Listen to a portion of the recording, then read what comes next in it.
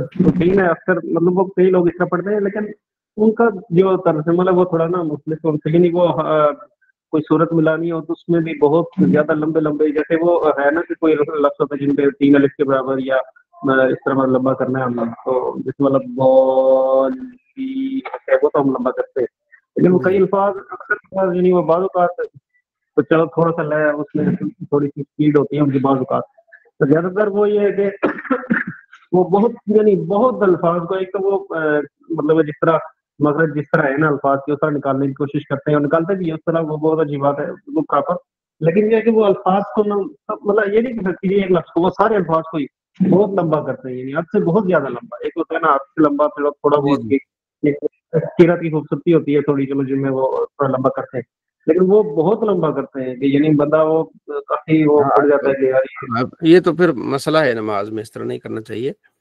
چلیں اللہ بہتر فرمائے۔ باب و صفات الصلاۃ، یہ باب ہے نماز کا طریقے کا کہ نماز آپ نے کیسے پڑھنی ہے، ٹھیک ہے جی، اس بارے میں یہ باب ہے۔ صلی اللہ علیہ محمد صلی اللہ علیہ وسلم۔ الفصل الاول، یہ پہلی فصل ہے۔ حضرت ابو ہریرہ رضی اللہ تعالیٰ کہتے ہیں کہ ان رجل داخل مسجد، ایک شخص مسجد میں داخل ہوا، ظاہر صحابی، ورسول اللہ جالس، آپ علیہ السلام بیٹھے ہوئے تھے مسجد کے کونے میں، فصلی، اس نے نماز پڑھی، ثم جاء فسلم علیہ، نماز پڑھ کے آپ علیہ السلام کو سلام کیا، فقال لہو، تو آپ علیہ السلام نے اس سے فرمایا وعلیکم السلام، ارجع فصلی فانک لم تصلی، تیری نماز نہیں ہوئی، دوبارہ نماز پڑھ، تو نے نماز صحیح نہیں پڑھی۔ فرجع فصلی، وہ گیا اس نے نماز پڑھی، ثم جاء فسلم، آیا اور سلام کیا، فقال وعلیکم السلام، آپ نے فرمایا وعلیکم السلام، ارجع، واپس جا، تیری نماز نہیں ہوئی، تو نے صحیح نماز نہیں پڑھی۔ تیسری مرتبہ ایسا ہوا تو اس نے عرض کیا رسول علمنی یا رسول اللہ، اللہ کے نبی صلی اللہ علیہ وسلم مجھے سکھائیے پھر نماز کیسے پڑھنی ہے۔ آپ نے فرمایا اذا قمت الی الصلاۃ، جب تم نماز کے لیے کھڑے ہو جاؤ، فاسبغ الوضوء، اچھی طرح سے وضو کرو، ثم استقبل القبلۃ، پھر قبلے کی طرف منہ کرو، فکبر، اس کے بعد تکبیر کرو، ثم اقرأ، پھر قرات کرو، بما تیسر معک من قرآن، جو تمہیں قرآن میں سے آسانی ہو، ثم ارکع، پھر رکوع کرو، حتی تطمئن راکعا، کہ اطمینان کے ساتھ رکوع کرو، ثم ارفع حتی تستوی قائما، پھر کھڑے ہو جاؤ، بالکل سیدھے کھڑے جاؤ اطمینان کے ساتھ، تم مسجد، پھر اطمینان کے ساتھ سجدہ کرنا ہے، ٹھیک ہے، ثم ارفع حتی تطمئن جالسا، پھر کھڑے ہو جانا یعنی دو سجدوں کے درمیان اطمینان کے ساتھ، ثم مسجد حتی تطمئن ساجدا، ایک سجدہ کرنے کے بعد بیٹھنا ہے بیچ میں، جسے جلسہ کہتے ہیں، اطمینان کا بیٹھنا ہے، پھر دوسرا سجدہ کرنا ہے اطمینان کا، ثم ارفع، پھر کھڑے ہونا حتی تطمئن جالسا، یہاں تک کہ آرام سے بیٹھ جاؤ، ٹھیک ہے۔ اور ایک روایت میں ثم ارفع حتی تستوی قائما، یہاں کہ پھر دوسرے سجدے سے پھر سیدھے کھڑے ہو جانا، پھر اسی طرح کی نماز میں آپ نے نماز مکمل کرنی ہے۔ تو اس حدیث میں بتایا گیا کہ جو نماز کے فرائض کیا ہیں، فرائض کا یہاں پورا آ گیا، ٹھیک ہے جی۔ اس میں 6667 حدیث ہے بخاری میں، تو یہ وہی ہے، لیکن یہ اس کا حصہ ایک اور ہے، تو اس میں بھی یہی ہے، آخر میں وہ یہ ہے کہ جب آپ نے دوسرا سجدہ کر لینا ہے تو فوراً آپ نے کھڑے ہو جانا ہے۔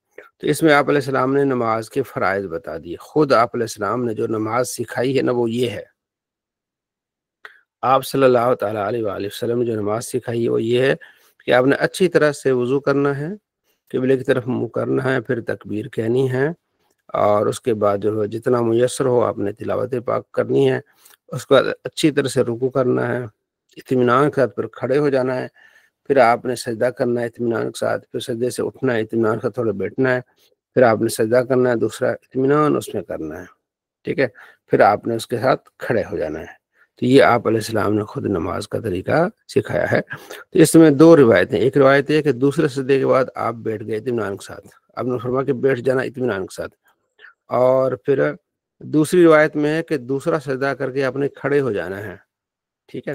تو بعض اس پر عمل کرتے ہیں کہ جب ایک رکعت مکمل ہو جائے تو اس کے بعد تھوڑا سا بیٹھ جائیں، اس کے بعد کھڑے جائیں، ٹھیک ہے جی۔ ہمارا اس روایت پر عمل ہے کہ دوسرا سجدہ کرنے کے بعد آپ نے کھڑے ہو جانا ہے، ٹھیک ہے۔ ان کے پاس بھی یہ روایت ہے، ہمارے پاس بھی روایت ہے، تو ہمارے پاس روایت ہے، اس کا نمبر 6667 کہ آپ علیہ السلام نے خود نماز کا طریقہ کیسے سکھایا، میرے ساتھ ایک مقابلہ ہوا تھا کہ اہل حدیث تھا غالباً انگلینڈ کا، تو اس نے کہا جی میں نے مناظرہ کرنا. میں نے کہا جی آپ کو مناظرے کا شوق ہے؟ جی کہتا میں بڑے بڑے مولویوں سے میں نے مناظرہ کیا ہے.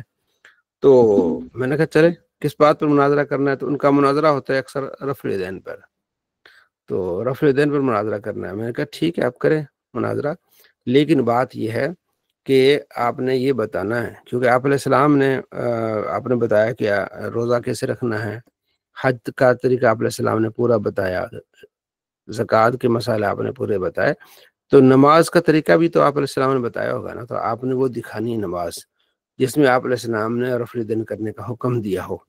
نماز سکھاتے آپ نے بتایا کہ یہ رفع الیدین بھی کرنا ہے، تو وہ بھاگ گیا. تو کسی حدیث میں بھی وہ چیزیں نہیں ہیں جس پر یہ جھگڑا کرتے ہیں. تو یہ آپ نے اس کو یاد رکھنا ہے. ٹھیک ہے جی، آگے بھی آ رہی مزید اس پر. حضرت عائشہ رضی اللہ عنہ فرماتی ہیں کہ آپ علیہ السلام جو ابتدا کرتے تھے نا تو الحمدللہ رب العالمین سے کرتے تھے، اور آپ جب رکوع کو جاتے تھے نہ بالکل نیچے ہوتا تھا سر، نہ اوپر ہوتا تھا، درمیانی سائڈ پہ. ٹھیک ہے نا. تو آپ علیہ السلام پھر اسی طرح یعنی رکوع میں بھی ٹھہرتے پھر اتنا، پھر سجدے میں اس حساب سے، اور دو سجدوں کے درمیان بھی، یعنی تمام چیزوں میں آپ علیہ السلام جو ہے وہ برابر برابر. ٹھیک ہے. اور جب آپ بیٹھتے تو آپ دایاں جو ہے نا وہ پاؤں جو ہے نا وہ کھڑا کرتے اور بایاں پاؤں آپ بچھا دیتے. ٹھیک ہے. تو شیطان کے بیٹھنے سے آپ علیہ السلام منع فرماتے ہی، اس طرح کہ جو ہے وہ سرین زمین پہ ہوں اور ٹانگیں کھڑی ہوں ایسے ہی، اور ہاتھ ایسے رکھے ہوں، تو اس چیز سے آپ علیہ السلام نے منع فرمایا. اور بازو بچھا کے نماز پڑھنے سے منع فرمایا. اور اختتام کس پہ کرنا ہے؟ آپ نے سلام کے ساتھ نماز میں کرنا ہے، یہ آپ علیہ السلام نے فرمایا. ابو حمید سعدی کہتے ہیں کہ میں تمہیں نبی علیہ السلام کی نماز کا طریقہ سکھاتا ہوں، میں زیادہ نماز کا طریقہ جانتا ہوں. تو انہوں نے نماز کا طریقہ سکھایا. انہوں نے کہا، یعنی پھر اگلی روایت میں آتے کہ 10 صحابہ کے قریب تھے وہ اس کے موجودگی میں. تو رأیت اذا کبر جعل یدیہ حذاء منکبیہ ہیں، انہوں نے اللہ اکبر کہہ کے کاندھوں تک ہاتھ اٹھائے. وَإِذَا رَكَعَ، جب رکوع کیا، أَمْكَنَ يَدَيْهِ مِنْ رُكْبَتَيْهِ، تو آپ نے گھٹنوں کو اچھی طرح سے پکڑا، پیٹھ آپ کی بالکل سیدھی سی. ٹھیک ہے. جب آپ نے سر اٹھایا رکوع سے بالکل سیدھے کھڑے ہو گئے، ہر جو جوڑ تھا بالکل ایسے کھڑا ہو گیا. ٹھیک ہے. جب سجدہ کیا، وَضَعَ يَدَيْهِ غَيْرَ مُفْتَرِشٍ، ٹھیک ہے، تو آپ نے ہاتھ ایسے ہی رکھے. ٹھیک ہے. اور انگلیوں کو جو تھی نا وہ قبلے کی طرف ہی تھی، پاؤں بھی قبلے کی طرف، یعنی کہ انگلیوں کی جو پاؤں کی انگلیاں. فَإِذَا جَلَسَ، پھر کہتے ہیں نا جَلَسَ عَلَى رِجْلِ الْيُسْرَىٰ وَنَصَبَ الْيُمْنَىٰ، جب آپ 2 رکعتوں میں بیٹھے تو آپ نے دایاں پاؤں کھڑا کیا اور بائیں پاؤں پر آپ بیٹھ گئے. ٹھیک ہے جی. تو یہ آپ صلی اللہ تعالیٰ علیہ وآلہ وسلم کی نماز کا طریقہ حضرت ابو حمید سعدی نے سکھایا، اور یہ بخاری میں ہے. آگے جو آئے گا ابو داؤد میں، اس میں رفع الیدین کا ذکر ہے، لیکن اس میں رفع الیدین کا ذکر نہیں ہے، کیونکہ یہ صحیح ترین حدیث ہے. تو امام بخاری نے اس کو نہیں لیا، اس کو لیا، کیونکہ وہ ضعیف ہے اہل سنت کے نزدیک. وہ کیا ہے؟ ضعیف روایت ہے، جو اہل حدیث کے بچے کو یاد ہوتی ہے تو وہ بیان کرتے ہیں، یہ نہیں بیان کرتے. اس کو آپ نے یاد رکھنا ہے. ابن عمر کہتے ہیں کہ آپ علیہ السلام جب کاندھوں پر ہاتھ اٹھاتے تھے تو اس طرح ہی کرتے تھے. نماز شروع کرتے جب تکبیر کے لیے جاتے تو پھر آپ رفع الیدین کرتے، تکبیر سے اٹھتے تبھی آپ رفع الیدین کرتے، 2 سجدوں کے درمیان رفع الیدین نہیں کرتے تھے. یہ صحابی نے دیکھا آپ علیہ السلام کو، تو ہمارا موقف ہے کہ آپ علیہ السلام نے کیا، اور اس کے بعد خود نبی صلی اللہ تعالیٰ علیہ وآلہ وسلم نے منع کر دیا. مسلم میں حدیث ہے 968، اور دوسرا نمبر اس کا 430 ہے. جابر بن سمرہ کہتے ہیں کہ آپ علیہ السلام باہر سے تشریف لائے تو ہم نماز پڑھ رہے تھے، تو نماز میں رفع الیدین کر رہے تھے، تو آپ صلی اللہ تعالیٰ علیہ وآلہ وسلم یہ کیا کر رہے ہو؟ کنچل گھوڑے کی طرح تم ہاتھ کیوں آگے پیچھے کر رہے ہو؟ ٹھیک ہے جی. تو آپ علیہ السلام نے اس چیز سے کیا کر دیا؟ منع کر دیا. تو آپ علیہ السلام نے خود اس چیز سے منع کیا ہے، یعنی رفع الیدین سے ہمارے نزدیک منسوخ ہے، اور آپ صلی اللہ تعالیٰ علیہ وآلہ وسلم نے اس کو کیا کیا ہے؟ منع کیا ہے. تو کچھ عرصہ کیا آپ علیہ السلام نے، صحابہ نے دیکھا تو وہ رپورٹ کیا. مالک بن حویرث نے بھی یہی بتایا کہ آپ علیہ السلام جب اللہ اکبر کہا تو کانوں کی لو تک یہاں ہاتھ لے گئے، کانوں کی لو ایسے ہی. ٹھیک ہے. تو آپ علیہ السلام نے ہاتھ کر کے پھر نماز پڑھی. اور جب رکوع کی طرف وَإِذَا رَفَعَ رَأْسَهُ مِنَ الرُّكُوعِ، جب رکوع سے اٹھے فرمایا سَمِعَ اللَّهُ لِمَنْ حَمِدَهُ. ٹھیک ہے جی. تو اس حدیث میں کہ کانوں تک ہاتھ اٹھانا، پچھلی تھا کہ کاندھوں تک ہاتھ اٹھانا یہاں، ٹھیک ہے، اور یہاں ہے کانوں کا. تو اب جو فیمیل ہے وہ یہاں یوں اٹھا لے، اور جو میل ہے وہ ایسے، دونوں کے لیے ایسے آسانی ہو جائے گی. ٹھیک ہے جی.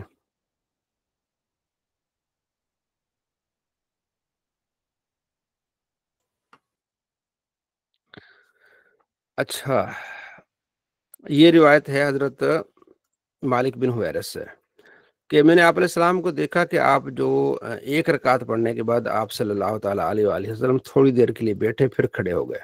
تو اس حدیث پر بھی کچھ عمل ہے کہ بعض حضرات جو ہے وہ ایک رکعت پڑھنے کے بعد تھوڑا بیٹھتے ہیں، اس کے بعد کھڑے ہوتے ہیں، پھر دوسری کے بعد بیٹھتے ہیں، 2 رکعتیں ہو گئی، پھر تیسری کے بعد تھوڑا بیٹھ کے پھر کھڑے ہو جاتے ہیں. تو ہمارا جو موقف ہے، جو ہماری دلیل ہے، وہ حدیث ہے بخاری کی 6667. ٹھیک ہے، وہ ہماری دلیل ہے احناف کی جو ہے نا. وائل بن حجر کہتے ہیں کہ میں نے آپ علیہ السلام کو دیکھا، آپ علیہ السلام رفع اللہ اکبر کہ آپ نے جو ہے وہ ہاتھ اٹھائے نماز کے لیے، پھر آپ نے ہاتھ باندھے، دائیں ہاتھ بائیں ہاتھ پر رکھا. تو آپ نے ارادہ کیا رکوع کرنے کا، پھر ہاتھ نکالے ایسے کیے، پھر دوبارہ آپ جب رکوع سے اٹھے پھر آپ نے ایسا رفع کیا، اور 2 فلما سجد، اور آپ نے 2 ہاتھوں کے درمیان سجدہ کیا. تو وائل بن حجر اور مالک بن حویرث ان کی روایت اس رفع دین کے بارے میں، اور جو عبداللہ بن عمر ہے ان کی روایت ہے رفع دین کے بارے میں، لیکن خود وہ نہیں کرتے تھے. بعد میں مسند حمیدی میں ہے کہ وہ رفع دین نہیں کرتے تھے، ان کے شاگرد بتاتے ہیں کہ نہیں کرتے تھے. حضرت علی رضی اللہ تعالیٰ عنہ سے روایت رفع دین کی ترمذی میں، لیکن حضرت علی خود رفع دین نہیں کرتے تھے. مصنف ابن ابی شیبہ میں حدیث ہے. اور حضرت عبداللہ بن عمر وہ ترمذی میں رفع دین نہیں کرتے تھے، نماز کا طریقہ انہوں نے بتایا اس میں نہیں ہے. اور مصنف ابن ابی شیبہ میں حدیث ہے کہ حضرت عبداللہ بن مسعود اور حضرت علی رضی اللہ عنہ کے شاگرد جو تھے وہ رفع دین نہیں کرتے تھے. اس کو وہابی بھی مانتا ہے. تو یہ کیسے ہو سکتا ہے کہ استاد رفع دین کرے اور شاگرد نہ کرے، اور وہ بھی حضرت علی کے شاگرد؟ تو حضرت علی سے جنہوں نے سیکھا ہے تو وہ کیسے مطلب نماز پڑھیں گے؟ ظاہر ہے جو حضرت علی نے سکھائی ہے. تو یہ بات پکی ہے کہ حضرت علی بھی نہیں کرتے تھے، حضرت عبداللہ بن مسعود اور یہ وہ صحابی ہیں جو آپ علیہ السلام کے ساتھ رہے ہیں، اخیر تک رہے ہیں، حضرت علی اور حضرت عبداللہ بن مسعود. تو یہ وائل بن حجر یہ بھی مسافر تھے، چند دن رہے، اور مالک بن حویرث یہ بھی مسافر تھے. تو نبی علیہ السلام کا آخری عمل کیا ہے؟ کون بتا رہا ہے آپ علیہ السلام کا آخری عمل؟ وہ بتا رہے ہیں حضرت حضرت عبداللہ بن مسعود اور حضرت علی رضی اللہ تعالیٰ عنہ. سہل بن سعد کہتے ہیں کہ لوگوں کو حکم دیا جاتا تھا کہ دائیں ہاتھ بائیں ہاتھ پر اور ذراع پر رکھیں. ٹھیک ہے، اب یہاں سے وہ کہتے ہیں کہ ایسے یوں رکھیں، حالانکہ اگر یوں ہوتا نا کہ دائیں ہاتھ کیوں، بلکہ کہا ایک ذراع دوسرے ذراع پر آ جائے. انہوں نے ایسے کی، یہ یہاں سے لے کر یہاں تک ذراع ہے پوری، یہ جو ہے اس کو ذراع کہتے ہیں، اور یہ ید یہ ہاتھ ہے. ٹھیک ہے، اس پہ میری ویڈیوز بھی ہیں کافی ساری، اور جو میرا مقالہ پی ایچ ڈی کا اس میں پورا یہ فصل ہے اس بارے میں کہ یہ ہاتھ ہے، یہ نبی علیہ السلام نے فرمایا ایسے رکھنا ہے، ایسے. اب یہ ہاتھ پر بھی آ گیا، یہ جوڑ پر بھی آ گیا، ذراع پر بھی آ گیا، ایسے یوں، یعنی تینوں چیزوں پر آ گیا. اگر آپ یہاں حدیث میں یوں ہوتا، اگر یہ ذراع اگر ہوتی نا کہ ذراع کے جیسے وہ لوگ رکھتے ہیں اہل حدیث، پہلے یوں رکھتے تھے، ٹھیک ہے نا، تو پہلے یوں باندھتے تھے، اب یوں باندھتے ہیں. اب ان کا آپس میں بھی کوئی وہ اتفاق نہیں ہے، پہلے ایسے باندھتے تھے نا، اب کبھی ایسے کر دیتے ہیں. تو اگر ایسے ہے تو پھر یہ ہوتا کہ ذراع یہ پھر یہ نہ ہوتا کہ آپ علیہ السلام دائیں ہاتھ کیا رکھتے؟ ذراع پر. ٹھیک ہے، بائیں ذراع پر رکھتے ہیں. تو دائیں ہاتھ جو ہے نا وہ بائیں ذراع پر ایسے آ سکتا ہے. اگر یوں کریں گے تو پھر ہوگا دائیں ذراع بائیں ذراع پر ایسے. یہ ایک ذراع دوسرے ذراع پر نہیں ہے، ایک ہاتھ ذراع پر ہے. تو یہ ید بھی ہو گیا، کف بھی ہو گیا، اور یہ ذراع بھی ہو گیا ایسے. ٹھیک ہے جی، یہ دوسری ابن خزیمہ اور دیگر روایت جو صحیح روایات میں اس میں یہ ہے. اچھا، ابو ہریرہ رضی اللہ عنہ فرماتے ہیں کہ آپ علیہ السلام جب نماز کے لیے کھڑے ہوئے، آپ نے تکبیر کہی، پھر سمیع اللہ لمن حمدہ کہا. جب آپ کھڑے ہوئے پھر آپ نے سیدھے آپ کھڑے ہوئے، پھر آپ نے ربنا لک الحمد کہا. پھر اس کے بعد آپ صلی اللہ تعالیٰ علیہ وآلہ وسلم رکوع کے گئے. تو اگلی حدیث جابر بن عبداللہ سے کہ قال رسول اللہ صلی اللہ علیہ وسلم افضل الصلاۃ طول القنوت، فضیلت والی نماز وہ ہے جس میں قیام لمبا ہو، قیام لمبا اس میں زیادہ فضیلت ہے، ٹھیک ہے۔ تو یہ وہ روایت ہے ابو حمید سعدی سے، جس کے میں ایک 10 صحابہ آپ کے موجود تھے، اور اس میں یہ ابو داؤد میں حدیث ہے، اس میں یہ ہے کہ قتادہ بھی تھے، ٹھیک ہے جی۔ حالانکہ قتادہ جو ہے وہ حضرت علی رضی اللہ تعالیٰ عنہ کے زمانے میں فوت ہو گئے تھے، حضرت علی نے ان کا جنازہ خود پڑھا تھا۔ تو اس میں یہاں لفظ قتادہ نہیں ہے، لیکن جو اصل یہاں جو لی گئی ہے یہ ابو داؤد سے لی گئی ہے، ٹھیک ہے نا، ابو داؤد، تو قتادہ کا لفظ ہے وہ جو سند آتی ہے سند میں، ٹھیک ہے۔ دوسرا سند میں ایک ہے عبد الحمید بن جعفر، جس کو محدثین نے کہا یہ ضعیف ہے، ٹھیک ہے۔ اور بھی اس کی وجوہات ہیں جس میں یہ ہے کہ یہ حدیث ضعیف ہے، جس میں یہ کہ 10 صحابہ تھے، اس میں ابو حمید سعدی نے نماز کا طریقہ بتایا، اور انہوں نے کہا کہ آپ علیہ السلام جب نماز کے لیے کھڑے ہوئے تو آپ نے کاندھوں پر ہاتھ اٹھائے، تکبیر کہی، پھر قرات کی، پھر اللہ اکبر کہہ کے پھر آپ نے رفع الیدین کیا، پھر رکوع کو گئے، پھر جب کھڑے ہو پھر آپ نے ایسے ہاتھ اٹھائے۔ تو اس حدیث میں وہ ذکر ہے رفع الیدین کا، لیکن یہی حدیث جب بخاری میں آتی ہے تو اس میں الفاظ یہ نہیں ہے رفع الیدین کے۔ امام بخاری اس پورے واقعے کو نہیں لیا ہے، تو اس سے بھی یہ دلیل بنتی ہے کہ اگر پورا اسی طرح واقعہ ہوتا تو امام بخاری بھی آتے، ٹھیک ہے جی، یہ بات ہے۔ اگلی حدیث میں ہے کہ آپ علیہ السلام ایسے کرتے تھے، اور یہ ایسے کانوں کی لو تک جو آپ علیہ السلام کے انگوٹھے لگتے تھے، ٹھیک ہے۔ یعنی دونوں طریقے ہیں، آپ کاندھوں پر ایسے بھی کر سکتے ہیں اور یوں ایسے بھی کر سکتے ہیں، یہ ٹھیک ہے۔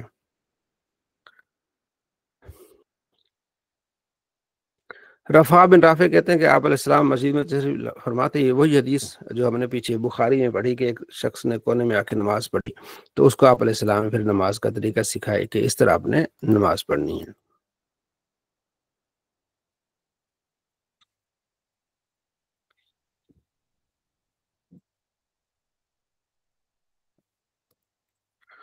حضرت عبداللہ بن مسعود کہتے ہیں کہ الا اصلی بکم صلاۃ رسول اللہ صلی اللہ علیہ وسلم، کیا میں تمہیں نبی علیہ السلام کی نماز نہ سکھاؤں؟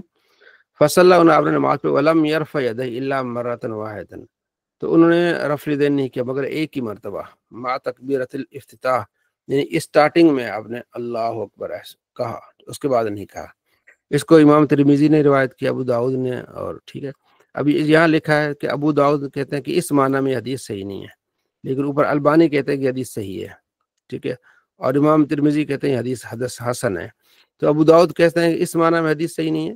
تو ابو داؤد کے جو نسخے ہیں نا وہ دو قسم کے ہیں، پہلے نسخے میں آپ نے یہ فرما کہ اس معنی میں، دوسرا جو آخری نسخہ اس میں یہ الفاظ نہیں ہے، جو مدارس میں پڑھا جاتا ہے نا ابو داؤد کا نسخہ، تو کیونکہ محدثین جب پڑھاتے تھے تو وہ اپنے شاگردوں سے لکھواتے تھے، اب الحمدللہ ان کو وقت لگتا، کوئی 20 سال پڑھا رہا ہے، کوئی 40 سال پڑھا رہا ہے، تو علم میں اضافہ ہوتا تھا، پھر پچھلی جو انہوں نے شاگردوں سے لکھوایا ہوتا تھا، ٹھیک ہے نا، تو اب بعد میں جب لکھواتے تھے اس میں جو کمی بیشی ہوتی تھی وہ کروا دیتے تھے، ٹھیک ہے۔ تو بعد والی جو ان کی کتاب منظر عام پر آئی ابو داؤد، اس میں یہ الفاظ نہیں ہیں، یعنی یہ ایک طریقہ کار ہوتا تھا کہ پچھلی چیز کو چھوڑ دیا جائے، مطلب یہ ہے کہ میرے نزدیک وہ چیز اب نہیں، تحقیق کے مطابق وہ بات نہیں ہے، ٹھیک ہے۔ اس پر بھی ہماری کافی ساری ویڈیوز ہیں، ٹھیک ہے جی۔ اچھا یہ حدیث ترمذی میں آتی ہے 257 پہ۔ اچھا 256 میں جو ترمذی میں آتی ہے اس میں عبداللہ بن مبارک کا قول ہے کہ یہ حدیث صحیح نہیں ہے، تو آگے امام ترمذی کہتے ہیں کہ حدیث حسن ہے۔ سوال یہ کہ جب یہ حدیث صحیح نہیں ہے تو امام ترمذی کیسے حدیث حسن کہہ رہے ہیں، البانی اس کو کیسے صحیح کہہ رہا ہے؟ تو اس کا جواب یہ ہے کہ یہ حدیث صحیح نہیں ہے اس معنی میں، یعنی اس سند کے لحاظ سے، مختلف سندیں ہوتی ہیں، تو ایک سند کے لحاظ سے یہ حدیث صحیح نہیں ہے، تو دوسری سند کے لحاظ سے حدیث کیا ہے، صحیح اور حسن ہے، یہ اس کا مطلب ہوتا ہے، ٹھیک ہے۔ کئی روایات ہوتی ہیں جو ایک سند کے لحاظ سے وہ کیا ہوتی ہے، جیسے ہم نے پڑھا ہے نا کہ ایک حدیث ضعیف ہے، دوسری حدیث صحیح ہے، ٹھیک ہے، سند کے لحاظ سے ضعیف ہے لیکن اوورآل دیکھا جائے گا تو حدیث صحیح، کیونکہ اس کی آگے شاہد مل گیا، ٹھیک ہے، اصول حدیث میں یہ ہم نے پڑھا، ٹھیک ہے۔ آپ علیہ السلام ابو حمید ساعدی کہتے ہیں کہ آپ علیہ السلام جب کھڑے ہوتے نماز کے لیے قبلے کی طرف منہ کرتے اور ہاتھ اٹھا کے کہتے اللہ اکبر، تو آپ صلی اللہ تعالیٰ علیہ وآلہ وسلم تکبیر سے کیا کرتے، نماز شروع کرتے ہیں، ٹھیک ہے جی۔ آپ علیہ السلام نماز ظہر آپ نے پڑھائی، ٹھیک ہے نا، یہ حدیث حضرت ابو ہریرہ رضی اللہ عنہ سے کہ آپ علیہ السلام نے ظہر کی نماز پڑھائی تو آخری صفوں میں نا ایک بندے نے کوئی مسٹیک کی، کوئی غلطی کی نماز میں، تو آپ علیہ السلام نے سلام پھیرنے کے بعد فرمایا کہ کون ہے جس نے یہ مسٹیک کی ہے؟ تو اللہ تتقی اللہ، تم اللہ سے نہیں ڈرتے؟ اللہ ترا کیف تصلی، تم نے کیسے نماز پڑھی ہے؟ انکم ترون ان یخفی علی شیء، جان لو کہ بے شک تم جو بھی کرتے ہو مجھ پر مخفی نہیں ہے، جو کچھ بھی کرتے ہو مجھ پہ مخفی نہیں ہے۔ واللہ انی لارا من خلفی، اللہ کی قسم میں پیچھے سے دیکھتا ہوں جیسے میں آگے سے دیکھتا ہوں، تمہارا یہ جو ہے نا یہ غلطی کرنا میرے اوپر مخفی نہیں ہے۔ یہ اللہ نے آپ علیہ السلام کو یہ فضیلت دی۔ آگے بھی آیا کہ آپ علیہ السلام فرماتے ہیں جیسے میں آگے دیکھتا ہوں میں ایسا ہی پیچھے دیکھتا ہوں، ٹھیک ہے۔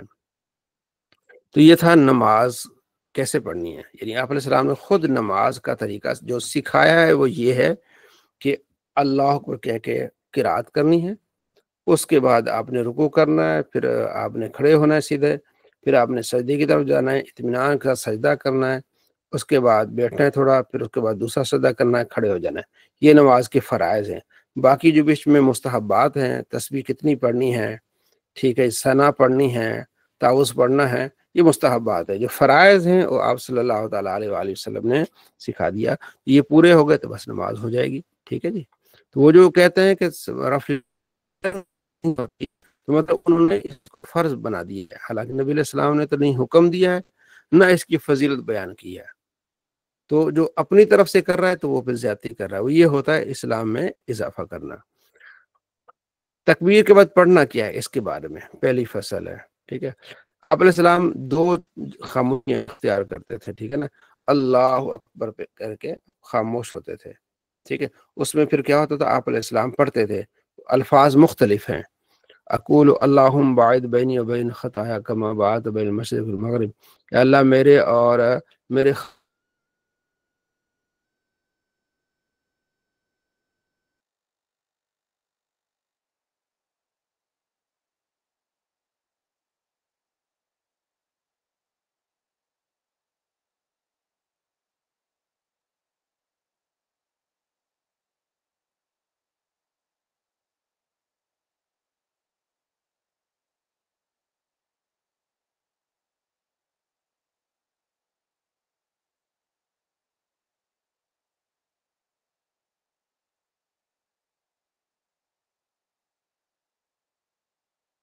اب عربی تھے، عرب میں یہ آسانی ہے، پڑھنا جتنی چاہے پڑھ لیں، لیکن اجمیوں کے لیے ان چیزوں کو بھی یاد کرنا پڑتا ہے، تو ان کے لیے مشکل آیا۔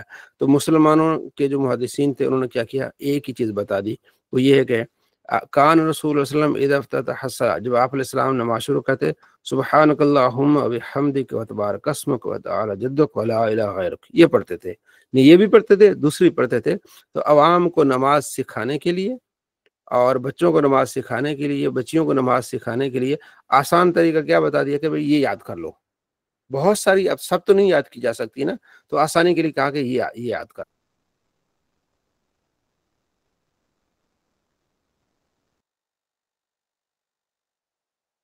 اللہ اکبر کبیرہ، یہ آپ علیہ السلام فرماتے تھے، ٹھیک ہے جی۔ تو ایک تو یہ ہے کہ پہلے سکتہ یعنی خاموشی میں یہ پڑھتے تھے، اور دوسرا سکتہ میں کیا ہے، آمین، آہستہ آمین کہنا، یہ بھی ہے، ٹھیک ہے جی۔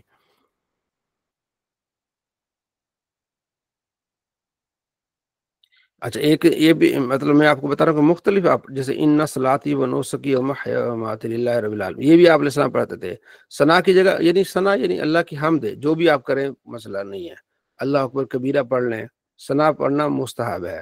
تو جتنے بھی آپ علیہ السلام سے یہ دعائیں ہیں ہم کوئی بھی پڑھ سکتے ہیں۔ تو یہ ایک دعا سبحانک اللہم کو اس لیے بتایا گیا تاکہ بچوں کے لیے اور عوام کے لیے یاد کرنا آسان ہو، ٹھیک ہے جی۔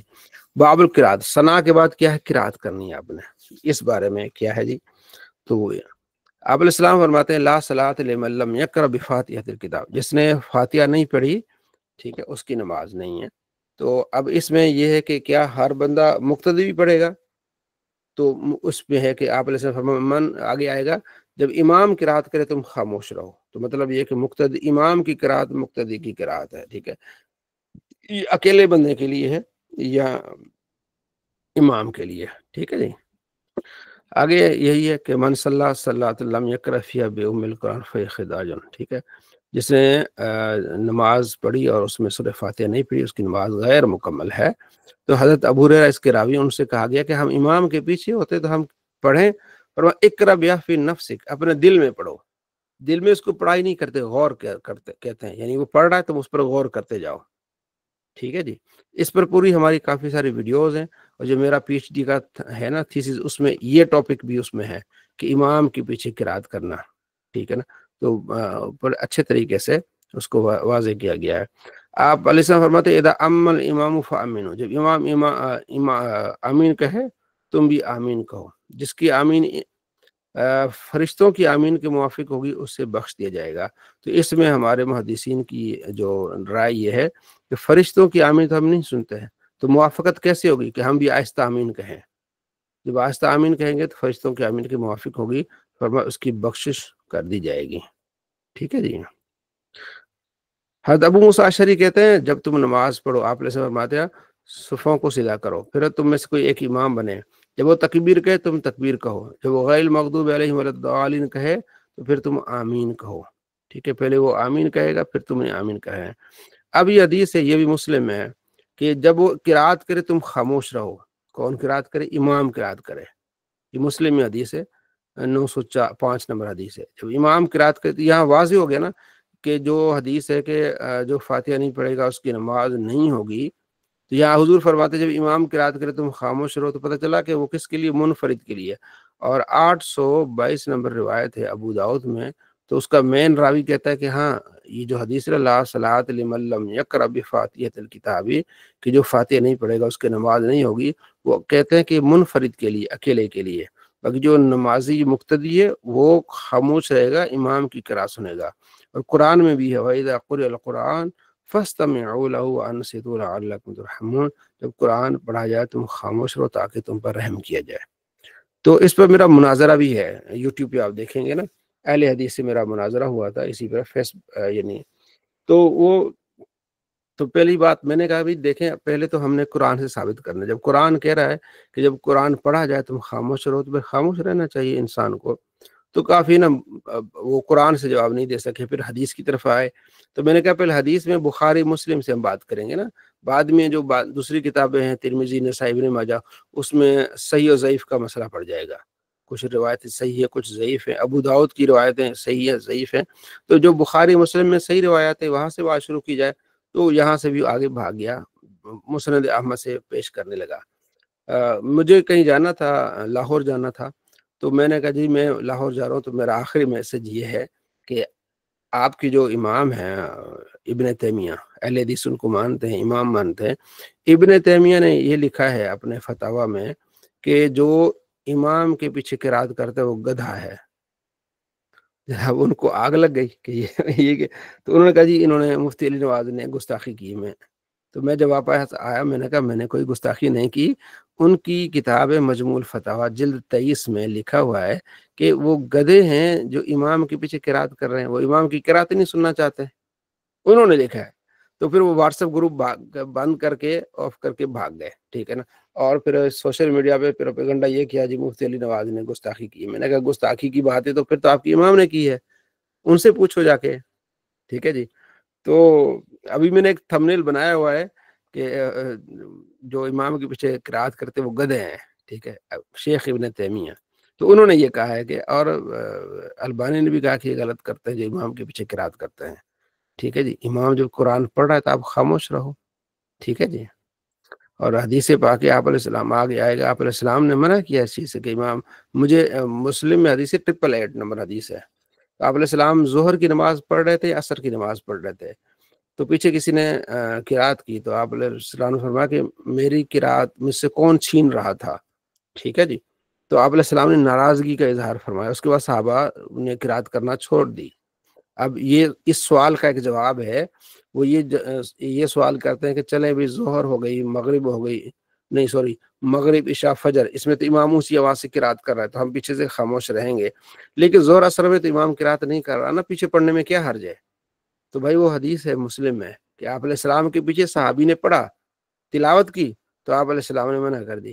پھر اگلا سوال آپ سے یہ کہیں گے وہ جو تلاوت کی نا سورہ اعلیٰ کی تلاوت کی تھی، تو بھائی سورہ اعلیٰ ہو یا سورہ فاتحہ ہو، تو مسئلہ ہے کہ اونچی آواز سے تلاوت سے نبی علیہ السلام پریشان ہوئے، ٹھیک ہے. اب یہ نہیں کہ سورہ اعلیٰ سے پریشان ہوئے تو سورہ فاتحہ سے پریشان نہ ہوتے، اونچی آواز سے پریشان ہوئے آپ علیہ السلام، تو آپ علیہ السلام نے ناراضگی کا اظہار فرمایا، پھر صحابہ نے اس کو ترک کر دیا، ٹھیک ہے نا. حضرت جابر بن عبداللہ کہتے ہیں 313 نمبر روایت ترمذی میں فرماتے ہیں کہ جب اکیلے ہو تو سورہ فاتحہ پڑھو، اور جب امام کے پیچھے ہو تو پھر آپ نے نہیں پڑھنی. اور 1298 نمبر روایت مسلم میں زید بن ثابت جنہوں نے قرآن کو اکٹھا کیا، ان سے پوچھا گیا کہ امام کے پیچھے قرات کرنی ہے، فرمایا لا، امام کے پیچھے قرات نہیں کرنی. تو انہوں نے جو ایپ بنائی ہوئی ہے اہل حدیث نے اسلام 360، اس میں لکھا ہوا ہے کہ سورہ فاتحہ کے علاوہ نہیں پڑھنی. وہ پوچھ رہا ہے کہ امام کے پیچھے قرات نہیں کرنی، فرمایا لا، نہیں کرنی، کچھ بھی نہیں پڑھنا امام نے. تو وہ بریکٹ میں لکھتے ہیں سورہ فاتحہ کے علاوہ. یہ تو 2 نمبر ہی ہے. تو اس پر بھی ہم نے ویڈیو بنائی تھی کہ اسلام 360 کے دھوکے، ٹھیک ہے. تو اسلام 360 جو ایپ ہے اس میں بھی اس طرح اپنے من پسند چیزیں وہ کیا کرتے ہیں، ڈال دیتے ہیں، ٹھیک ہے جی. جیسے ابھی رفع الیدین سے متعلق حدیث تھی، اس میں یہ تھا کہ آپ علیہ السلام نے منع کیا، ٹھیک ہے. تو اس میں یہ کہ آپ نے سلام کے بعد منع کیا، حالانکہ سلام کا لفظ ہی نہیں ہے. تو اس طرح وہ کیا کرتے ہیں، لوگ چالاکی کرتے ہیں، ٹھیک ہے جی. تو آپ کے اس پڑھنے سے آپ کو فائدہ ہوگا، ان کی چالاکیوں کا بھی پتہ چل جائے گا. تو اب آگے آپ علیہ السلام مختلف نمازوں میں، جیسے سورہ مغرب میں کی نماز میں آپ نے سورہ مرسلات پڑھی، پھر ایک مرتبہ آپ نے جو ہے سورہ طور پڑھی.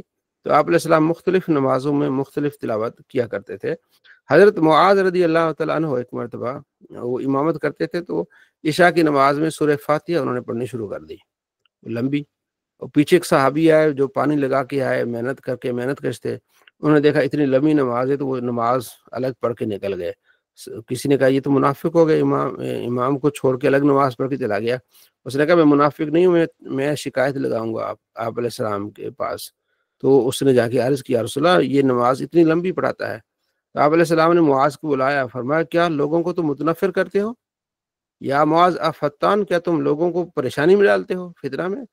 ٹھیک ہے، جب تم امام بنو تو چھوٹی صورتیں پڑھو. پھر آپ نے نام بتائے، الشمس وضحاها والضحى واللیل اذا سجا سبح اسم ربک الاعلی. یہ چھوٹی صورتیں پڑھا کرو جب امام ہو. جب اکیلی نماز پڑھو جتنا چاہے پڑھو. تو پیچھے آپ نے خیال رکھنا ہے جب امام ہے چھوٹی صورتیں پڑھنی ہے، اور مختصر جو ہے وہ قرات کرنی ہے، اور جو ہے وہ رکوع سجود بھی مختصر کرنا ہے. آپ علیہ السلام کے جو آتے ہیں حدیث میں آتے ہیں، آپ رکوع سجود بہت زیادہ کرتے ہیں اکیلے کے. جب آپ امام ہوتے تھے مختصر آپ علیہ السلام کی نماز ہوتی تھی. عشاء میں آپ نے وتین اور وزیتون پڑھی ہے، یہ اس میں آیا. فجر میں آپ نے قاف القرآن مجید پڑھا ہے، اور فجر میں آپ نے واللیل اذا عسعس پڑھا ہے، ٹھیک ہے جی. اور اسی طرح آپ نے سورہ مومنون پڑھی ہے صبح کی نماز میں، ٹھیک ہے جی. ہاں جی آپ علیہ السلام نے پڑھی ہے. اچھا اسی طرح جمعے کے دن جو فجر میں آپ علیہ السلام نے الف لام میم تنزیل پڑھی ہے. اچھا تو مختلف اذا جاءک المنافقون پڑھی ہے آپ نے علیہ السلام نے، یہ بھی پڑھی. سبح اسم ربک الاعلی. جمعے کے دن یہ جو یقرأ فی العیدین و فی الجمعہ، عیدین میں اور جمعے کے دن آپ سبح اسم ربک الاعلی پڑھتے تھے، اور حل اتاک حدیث الغاشیہ یہ پڑھتے تھے آپ علیہ السلام، ٹھیک ہے جی. یہ آپ علیہ السلام یعنی بتایا گیا صحابہ نے کہ آپ نے قرات کیسے کرنی ہے، آپ اس انداز سے آپ علیہ السلام کی قرات کو فالو کریں. فجر میں آپ نے قل یا الکافرون اور قل هو اللہ احد پڑھا ہے. مختصر ترین بھی نماز آپ نے کی ہے. فجر میں ویسے عام روٹین میں نماز لمبی ہوتی ہے جب جماعت ہو، لیکن آپ علیہ السلام نے یہ بھی آپ نے عوام کے لیے دیا ہے، اپنی امت کے لیے، قل یا ایھا الکافرون پڑھو اور سورہ اخلاص پڑھ لو، یہ بھی ٹھیک ہے، ٹھیک ہے جی. مختلف آپ علیہ السلام کی نمازوں کا، ٹھیک ہے.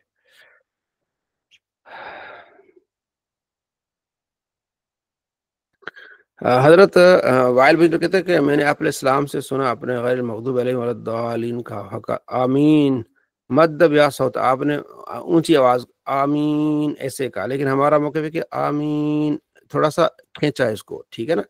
تو اب اس سے مطلب یہ نہیں کہ آپ علیہ السلام نے اونچی آواز سے آمین، یہ صرف آپ علیہ السلام نے سکھانے کے لیے بتایا کہ یہ ایسی روایات ہے، جیسے آپ کو ملے گا مسلم میں کہ آپ علیہ السلام ظہر اور عصر کی قرات بھی تھوڑا سا اونچی کرتے تھے، تاکہ سننے والوں کو پتہ چل جائے کہ آپ علیہ السلام نے کون سی صورت پڑھی ہے. اور کتنا پڑھا ہے، وہ تعلیم کے لیے ہوتا تھا. تو یہ تعلیم کے لیے آپ علیہ السلام نے تھوڑی سی اونچی آواز سے آمین کہی. ٹھیک ہے جی. تو ہمارا موقف یہ کہ آپ نے آمین کیا کرنا ہے، دھیمی آواز میں اس طرح آمین کہنا ہے کہ خود سن سکیں. ٹھیک ہے. آپ علیہ السلام مغرب میں سورہ اعراف بھی پڑھی ہے، سورہ، اور مختلف سفر میں آپ علیہ السلام نے سورہ فلق اور سورہ ناس بھی پڑھی ہے. ٹھیک ہے جی. مغرب اور آپ مغرب آپ قل یا الکافرون قل واللہ احد بھی پڑھی ہے. ٹھیک ہے. تو یہ چیزیں ساری آ رہی ہیں کہ آپ علیہ السلام نے مختلف جگہوں پر مختلف صورتیں پڑھی ہیں. اچھا، اس میں ایک چیز ہوتی ہے طوال مفصل، قصار مفصل اور اوساط مفصل. ٹھیک ہے. جو مستحب ہے وہ 3 چیزیں ہیں: طوال مفصل، قصار مفصل اور اوساط مفصل. جو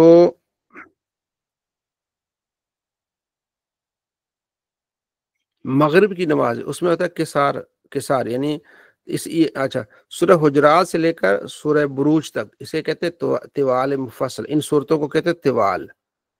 ٹھیک ہے. سورہ حجرات سے لے کر سورہ بروج تک، بروج سے لے کر بینہ تک، لم یکن الذین، اسے کہتے ہیں اوساط مفصل. اور لم یکن الذین سے لے کر سورہ ناس تک اسے کہتے ہیں قصار مفصل. تو مغرب میں آپ علیہ السلام قصار پڑھتے تھے، یعنی کہ سورہ بینہ سے لے کے اینڈ والی آیتیں. اور فجر میں آپ علیہ السلام زیادہ تر طوال پڑھتے تھے، سورہ بروج سے لے کر سورہ جو ہے وہ سورہ حجرات سے لے کر سورہ بروج کے درمیان. اور عشاء میں سورہ بروج سے سورہ بینہ کے درمیان. تو یہ 3 نام آپ دیکھ لیجئے گا اس کی. ٹھیک ہے. طوال مفصل ایک یہ ہو گیا. ٹھیک ہے. قصار مفصل یہ ہو گیا. اور ایک ہے اوساط مفصل. ٹھیک ہے جی. تو یہ بھی ایک مستحب ہے اس طرح کرنا. ویسے کوئی بھی چیز پڑھتی ہے، خاص طور پر امام کے لیے ہوتا ہے کہ امام وہ قرات کرے جو نبی علیہ السلام نے قرات کی ہے. سنت کو اپنائے تو بہتر ہے. ٹھیک ہے نا.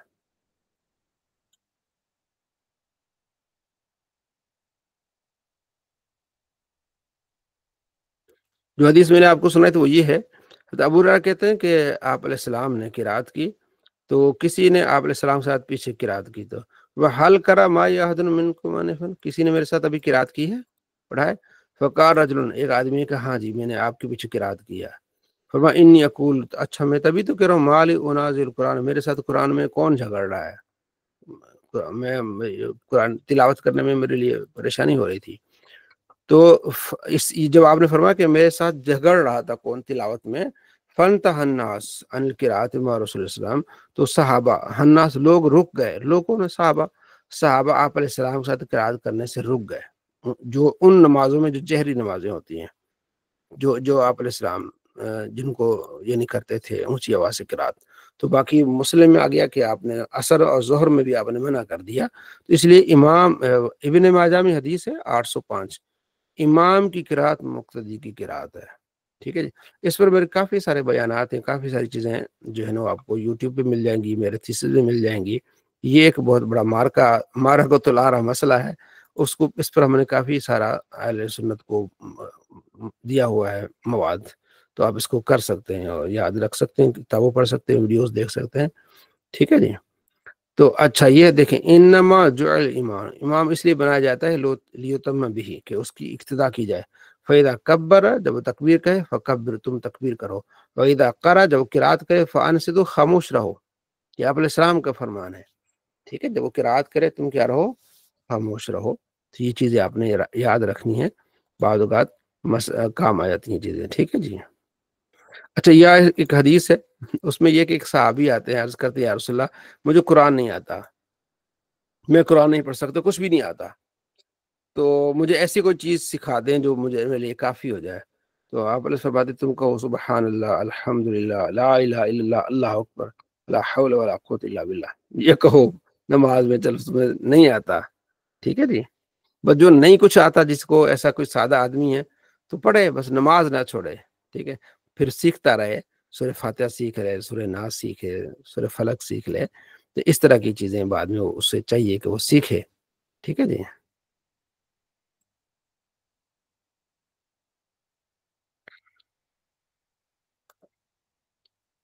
تو آگے پھر صحابہ کا ذکر آیا. ابو بکر کون سی نماز پڑھتے میں قرات کرتے تھے؟ حضرت عثمان غنی جو ہے وہ سورہ یوسف کی قرات کرتے تھے مغرب میں دوسری نمازوں میں، تو آگے ان چیزوں کا ذکر آ رہا ہے، ٹھیک ہے جی۔ اگلا باب ہے باب الرکوع۔ رکوع پہلے آپ نے پڑھا نماز کا طریقہ کیا تھا، پھر آپ نے پڑھا کہ نماز شروع کیسے کرنی ہے، آپ علیہ السلام کون سے الفاظ کہتے تھے، اس کے بعد آپ نے قرات کا پڑھا، پھر اب کیا ہے رکوع، آپ علیہ السلام کو رکوع کیسا ہوتا تھا، ٹھیک ہے جی۔ فرمایا کہ اقیم الرکوع، سیدھا رکوع کو قائم کرو، اور سجود کو فواللہ، اللہ قسم انی لاراکم من بعد، میں اپنے پیچھے بھی دیکھتا ہوں، یہ آپ علیہ السلام کا فرمان ہے کہ اچھی طرح سے رکوع کرو، ٹھیک ہے جی۔ آپ علیہ السلام کا سجدہ، آپ کا رکوع، تقریباً ساری چیزیں قیام کود یہ برابر ہوتے تھے، ٹھیک ہے۔ حضرت انس کہتے ہیں کہ آپ علیہ السلام جب سمیع اللہ لمن حمدہ کہتے قام حتی نقول، اور بعض اوقات ایسا ہوتا تھا کہ آپ علیہ السلام اتنا یعنی کہ کھڑے ہوتے تھے کہ ہمیں وہم ہوتا کہ آپ جو ہے وہ سجدے کی طرف جائیں گے کہ نہیں جائیں گے، بعض اوقات ایسا ہوتا ہوگا، لیکن عام روٹین میں آپ علیہ السلام کی نماز کیا ہوتی ہے، مختصر ہوتی تھی، ٹھیک ہے نا۔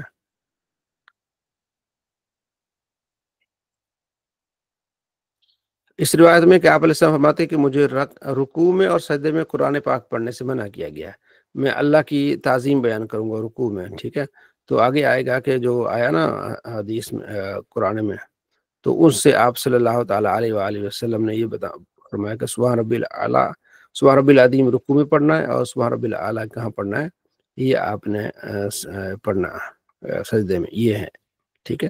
عقبہ بن عامر کہتے ہیں کہ جب فسبح بسم ربک العظیم یہ نازل ہوئی نا آیت، تو آپ نے فرمایا اس کو آپ نے رکوع میں ڈالنا ہے، اجعلوا فی رکوعکم، ٹھیک ہے۔ اور سبحان ربی سبح اسم ربک الاعلیٰ جب یہ آیت نازل ہوئی تو آپ نے فرمایا اس کو آپ نے سجدے میں ڈالنا ہے، یعنی سجدے میں یہ پڑھنا ہے یہ الفاظ، ٹھیک ہے جی۔ تو رکوع بڑا اطمینان کے ساتھ کرنا ہے، نہ زیادہ جھکنا ہے نہ اونچا ہونا ہے، ٹھیک ہے جی۔ تو یہ رکوع سے متعلق بڑی یہ ایک عاجزی کا مقام ہوتا ہے کہ اللہ کی بارگاہ میں ہم سارے کیا ہیں، جھکے ہوئے ہیں، غور کرنا ہے کہ اللہ کی بارگاہ میں کیا ہے، جھکے ہوئے ہم، ٹھیک ہے۔ آپ علیہ السلام فرماتے ہیں کہ سب سے برا چور وہ ہے جو نماز کا چور ہے۔ صحابہ عرض کیا رسول اللہ، نماز کا چور؟ فرمایا وہ کیسے ہوتا ہے نماز کا چور؟ فرمایا جو رکوع اور سجدہ صحیح نہیں کرتا وہ کون ہے، نماز کا چور ہے۔ کون؟ فرمایا نبی علیہ السلام کہ برا چور ہے وہ جو نماز کا چور ہے۔ تو کون ہے نماز کا چور؟ جو رکوع صحیح نہیں کرتا، سجدہ صحیح نہیں کرتا۔ بعض احباب کو دیکھا ہوگا نا، رکوع میں جائیں گے تھوڑا یوں کر کے سجدے میں چلے جائیں گے، نہیں، آپ نے اچھی طرح سے رکوع کرنا ہے، پھر سیدھے ہونا ہے، کھڑے ہونا ہے، ٹھیک ہے۔ کھڑے ہو کے پھر آپ نے کیا کرنا ہے، سجدے میں جانا ہے۔ تو نماز سے بڑھ کر کوئی چیز اہم ہی نہیں ہے۔ تو یہ اس کو چور کہا گیا جو نماز جو صحیح نہیں کیا کرتا رکوع۔ اگلے حدیث میں بھی یہی ہے کہ برا چور ہے وہ جو نماز کا چور ہے۔ کون نماز کا چور؟ جو رکوع صحیح نہیں کرتا، جو سجدے صحیح نہیں کرتا۔ سجدے کی فضیلت، سجدے میں رہنا ہے کہ سجدہ کرنا۔ آپ اب اچھا رکوع کا ہو گیا، اب سجدے کی باری آ گئی۔ تو یہ محدثین کی خدمات ہیں کہ تمام احادیث کو جمع کرنے کی انہوں نے کوشش کی، پہلے قرات، پھر رکوع، پھر سجدہ، اس پر مختلف احادیث جمع کی، ہمارے لیے آسانی کر دی کہ یہ دیکھیں اب احادیث آ رہی ہیں سجدے سے متعلق۔ عبداللہ بن عباس کہتے ہیں کہ آپ علیہ السلام فرماتے ہیں مجھے حکم دیا ہے 7 ہڈیوں پر سجدہ کرنا، ماتھے پر، 2 ہاتھ، 2 گھٹنے اور قدم، ٹھیک ہے۔ تو یہ 1 2 3 1 یہ 2 ہو گئے، اور 2 3 ہو گئے نا، ماتھا اور دونوں ہاتھ 3 ہو گئے، 2 گھٹنے 5 ہو گئے، اور 2 پاؤں کے ہو گئے 7 جگہ ہو گئی، ٹھیک ہے۔ تو مجھے منع کیا گیا کہ میں کپڑے اور بالوں کو سمیٹوں، یعنی کف کروں، ایسے اس کو کہتے ہیں کف ثوب، ٹھیک ہے نا۔ تو اس سے منع کیا گیا، تو اس لیے آپ کا لباس ایسا ہونا چاہیے، ایسے بالکل یوں ہونی چاہیے اچھی طرح سے، ایک معتبر آدمی کے پاس جیسے بیٹھنا ہوتا ہے، جانا ہوتا ہے، تو وہاں ہونا چاہیے، ٹھیک ہے جی۔ جی محمد اویس صاحب، ناک اور کان ماتھے کو اکٹھا کیا گیا، ماتھے کو اکٹھا بتایا گیا، ٹھیک ہے نا، جب سارا، تو یہ اس کو ایک ہی ہڈی بتائی گئی ہے، ٹھیک ہے جی۔ جی صلی اللہ علیہ محمد صلی اللہ علیہ وسلم۔ تو آپ نے فرماتے سجدے میں اعتدال کرو، ہاتھ نہ پھیلاؤ ایسے، کتے کی طرح نہ بیٹھو، کتا ایسے بیٹھتا ہے سارا نہیں، آپ علیہ السلام ایسے بیٹھتے، ہاتھ رکھتے تھے، آپ کے بغل تھوڑا سا پہلوؤں سے الگ ہوتے تھے، ٹھیک ہے نا. تو یہاں تک کہ آگے حدیث میں آئے گا کہ اگر بکری کا بچہ بھی گزرنا چاہے تو گزر جائے، ٹھیک ہے. اگر آپ جماعت کے ساتھ تھوڑا سا یوں احتیاط کریں گے، لیکن اکیلے ہیں تو آپ کے ہاتھ زمین پہ رہیں گے اور بازو جو اونچے رہیں گے اور بغلوں سے تھوڑا سا دور رہیں گی، ٹھیک ہے جی. اذا سجدت فوضع کفیک، جب تم سجدہ کرو حضور نے فرمایا تو اپنے کوہنیاں اوپر رکھو، ہاتھ زمین پر رکھو اور کوہنیاں کیا رکھو، پہلوں سے الگ رکھو. یہ حدیث آ گئی کہ اگر ایک بکری کے بچہ آپ کے یعنی پہلوں میں گزر بھی جاتا نا، گزرنا چاہتا تو گزر جاتا، کس طرح آپ علیہ السلام یہ کرتے. یہ مردوں کے لیے، اور عورتوں کے لیے کہ سمٹ کر، کیونکہ اس میں شرم حیا ہے، تو عورتوں کی نماز میں تھوڑا سا فرق ہے، وہ سمٹ کے کریں گی، سجدہ بھی سمٹ کے کریں گی، رکوع میں بھی اتنا جھکیں گی کہ بس رکوع ہو جائے، ٹھیک ہے جی. تو اس بارے میں مختلف کتابوں میں لکھی گئی ہیں کہ مرد اور عورت کی نماز میں فرق، اس میں شرم اور وہ سارا کچھ زیادہ ہے، تو اس حساب سے عورت کو رکھا گیا کہ آپ نے سمٹ کے کیا کرنا ہے، سجدہ کرنا ہے، ٹھیک ہے جی. تو آپ علیہ السلام پھر سجدے میں آپ علیہ السلام دعائیں مانگتے تھے، بہت زیادہ دعائیں مانگا کرتے تھے. تو خاص طور پر نفلی نمازوں میں اگر آپ امام ہیں تو آپ اتنی دعائیں نہیں مانگیں گے، مختصر بس سبحان ربی الاعلیٰ سبحان ربی الاعلیٰ 3 مرتبہ 5 مرتبہ کہہ کے.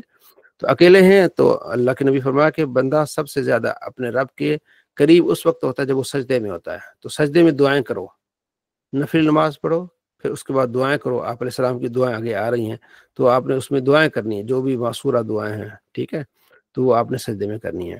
حضرت ربیہ بن کعب، یہ واقعہ آپ نے سنا ہوگا، سل یا ربیہ، آپ علیہ السلام کو وضو کراتے تھے، حضور نے فرمایا اے ربیہ مانگ، کیا مانگتا ہے؟ اس نے عرض کیا رسول اللہ اسألک مرافقۃ فی الجنہ، میں آپ سے آپ کا ساتھ چاہتا ہوں جنت میں آپ کے ساتھ ہوں، یہ میں چاہتا ہوں. حضور فرمایا اور کچھ؟ عرض کی نہیں، اتنا ہی کافی ہے. فرمایا ٹھیک ہے، پھر میری مدد کر کے تو سجدے زیادہ کری، نماز پڑھا کر، یہ نہیں کہ میں نے تمہیں کہہ دیا تو میرے ساتھ ہوگا، نماز نہیں چھوڑنی. تو اب اور کچھ، وہ کہتا ہے مجھے جنت عطا، یا رسول اللہ مجھے جنت میں آپ کا ساتھ چاہیے، میں یہ مانگتا ہوں. حضور فرماتے ہیں اور کچھ؟ یعنی اللہ نے آپ کو اتنا دیا ہے کہ آپ کسی کو جنتی بتا سکتے ہیں، یہ جنتی ہے. تو اور کچھ، یعنی مطلب آپ کسی کو کہتے ہیں نا سال آپ مانگیے، تو اگلا کچھ بھی مانگ سکتا ہے. آپ کے پاس اتنی اتھارٹی ہو کہ اس کو سب کچھ دے سکیں، میرے خیال میں ایسا تو انسان کر نہیں سکتا. اگر کوئی آپ کو کہتا بھی آپ کچھ بھی مانگیں، تو آپ جو ہے وہ پورا پنجاب مانگ سکتے ہیں اس سے، وہ کہ نہیں یار پنجاب تو نہیں دے سکتا. ٹھیک ہے جی. تو پھر یہ نہ کہو کہ کچھ بھی مانگ، ہاں حضور سے مانگا، جنت مانگ لی یا رسول اللہ، ٹھیک ہے، تو آپ علیہ السلام نے پھر دے بھی دی، ٹھیک ہے جی. تو یہ چیزیں ہیں کہ اللہ نے آپ کو عطا فرمائی ہیں، اختیار دیا ہے کہ جس کو چاہیں جنتی بنا لیں، یہ آپ علیہ السلام کو اللہ نے. اچھا آگے مادان بھی طلع کہتے ہیں کہ میں صوبان آپ علیہ السلام کے غلام سے ملا تو میں نے کہا مجھے ایسا عمل بتائیے کہ میں اللہ کی رحمت سے جنت میں داخل ہو جاؤں. خاموش رہے. پھر میں نے کہا، پھر وہ خاموش رہے. پھر 30 مرتبہ ان کا جی اس بارے میں نے بھی پوچھا تھا آپ علیہ السلام سے. فرمایا علیک بکثرۃ السجود للہ، اللہ کی بارگاہ میں کثرت سجدہ کرو. تو کثرت سجدہ کب ہوگا؟ جب نمازیں زیادہ پڑھو گے، نفلی نمازیں، تہجد ہو گیا، اشراق ہو گیا، دوسری نمازیں ہو گئی. جتنے نمازیں زیادہ ہوں گے تو اتنے اللہ کے قریب زیادہ جائیں گے، ٹھیک ہے.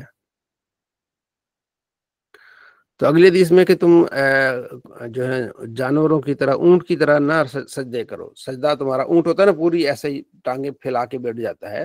تم انسان ہو، تمہارا سجدہ بہتر ہونا چاہیے، ہاتھ ہونے چاہیے، بازو اوپر ہونا چاہیے، کونیاں جو ہے بغلوں سے الگ ہونی چاہیے. تو یہ پھر آپ علیہ السلام سجدے میں کیا کہتے تھے؟ اللہم اغفر لی وارحمنی واہدنی وعافنی وارزقنی. یہ آپ نفلی نمازوں میں پڑھیں، ٹھیک ہے جی. یہ اچھا ایک حدیث ہے، نبی علیہ السلام فرماتے ہیں جو یہ دعا مانگ لے اس نے دنیا بھی مانگ لی اور اس نے آخرت بھی مانگ لی. اس حدیث میں 4 کلمات ہیں، یہی کلمات ہیں، اللہم اغفر لی وارحمنی وعافنی وارزقنی. واہدنی کا لفظ نہیں ہے، دوسری روایت میں ہوگا لیکن اس روایت میں نہیں ہے. صرف کہ جس نے یہ کلمات، ان کلمات سے دعا کی نا، اللہم اغفر لی وارحمنی وعافنی وارزقنی، تو اس نے دنیا بھی مانگ لی اور آخرت بھی مانگ لی. مطلب کیا ہے؟ اب وہ کہہ رہا ہے اللہ میری بخشش فرما، ٹھیک ہے جی. تو بخشش مانگ لی اس نے. پھر کہہ رہے اللہ مجھ پر رحم فرما. جب اللہ رحم فرمائے تو مصیبتیں، دشمن سارے سائڈ پہ ہو جاتے ہیں. ٹھیک ہے جی. اچھا وہ کہہ رہا ہے کہ مجھے عافیت دے، ہر مصیبت بلا دور. وہ کہہ رہا ہے کہ مجھے رزق دے.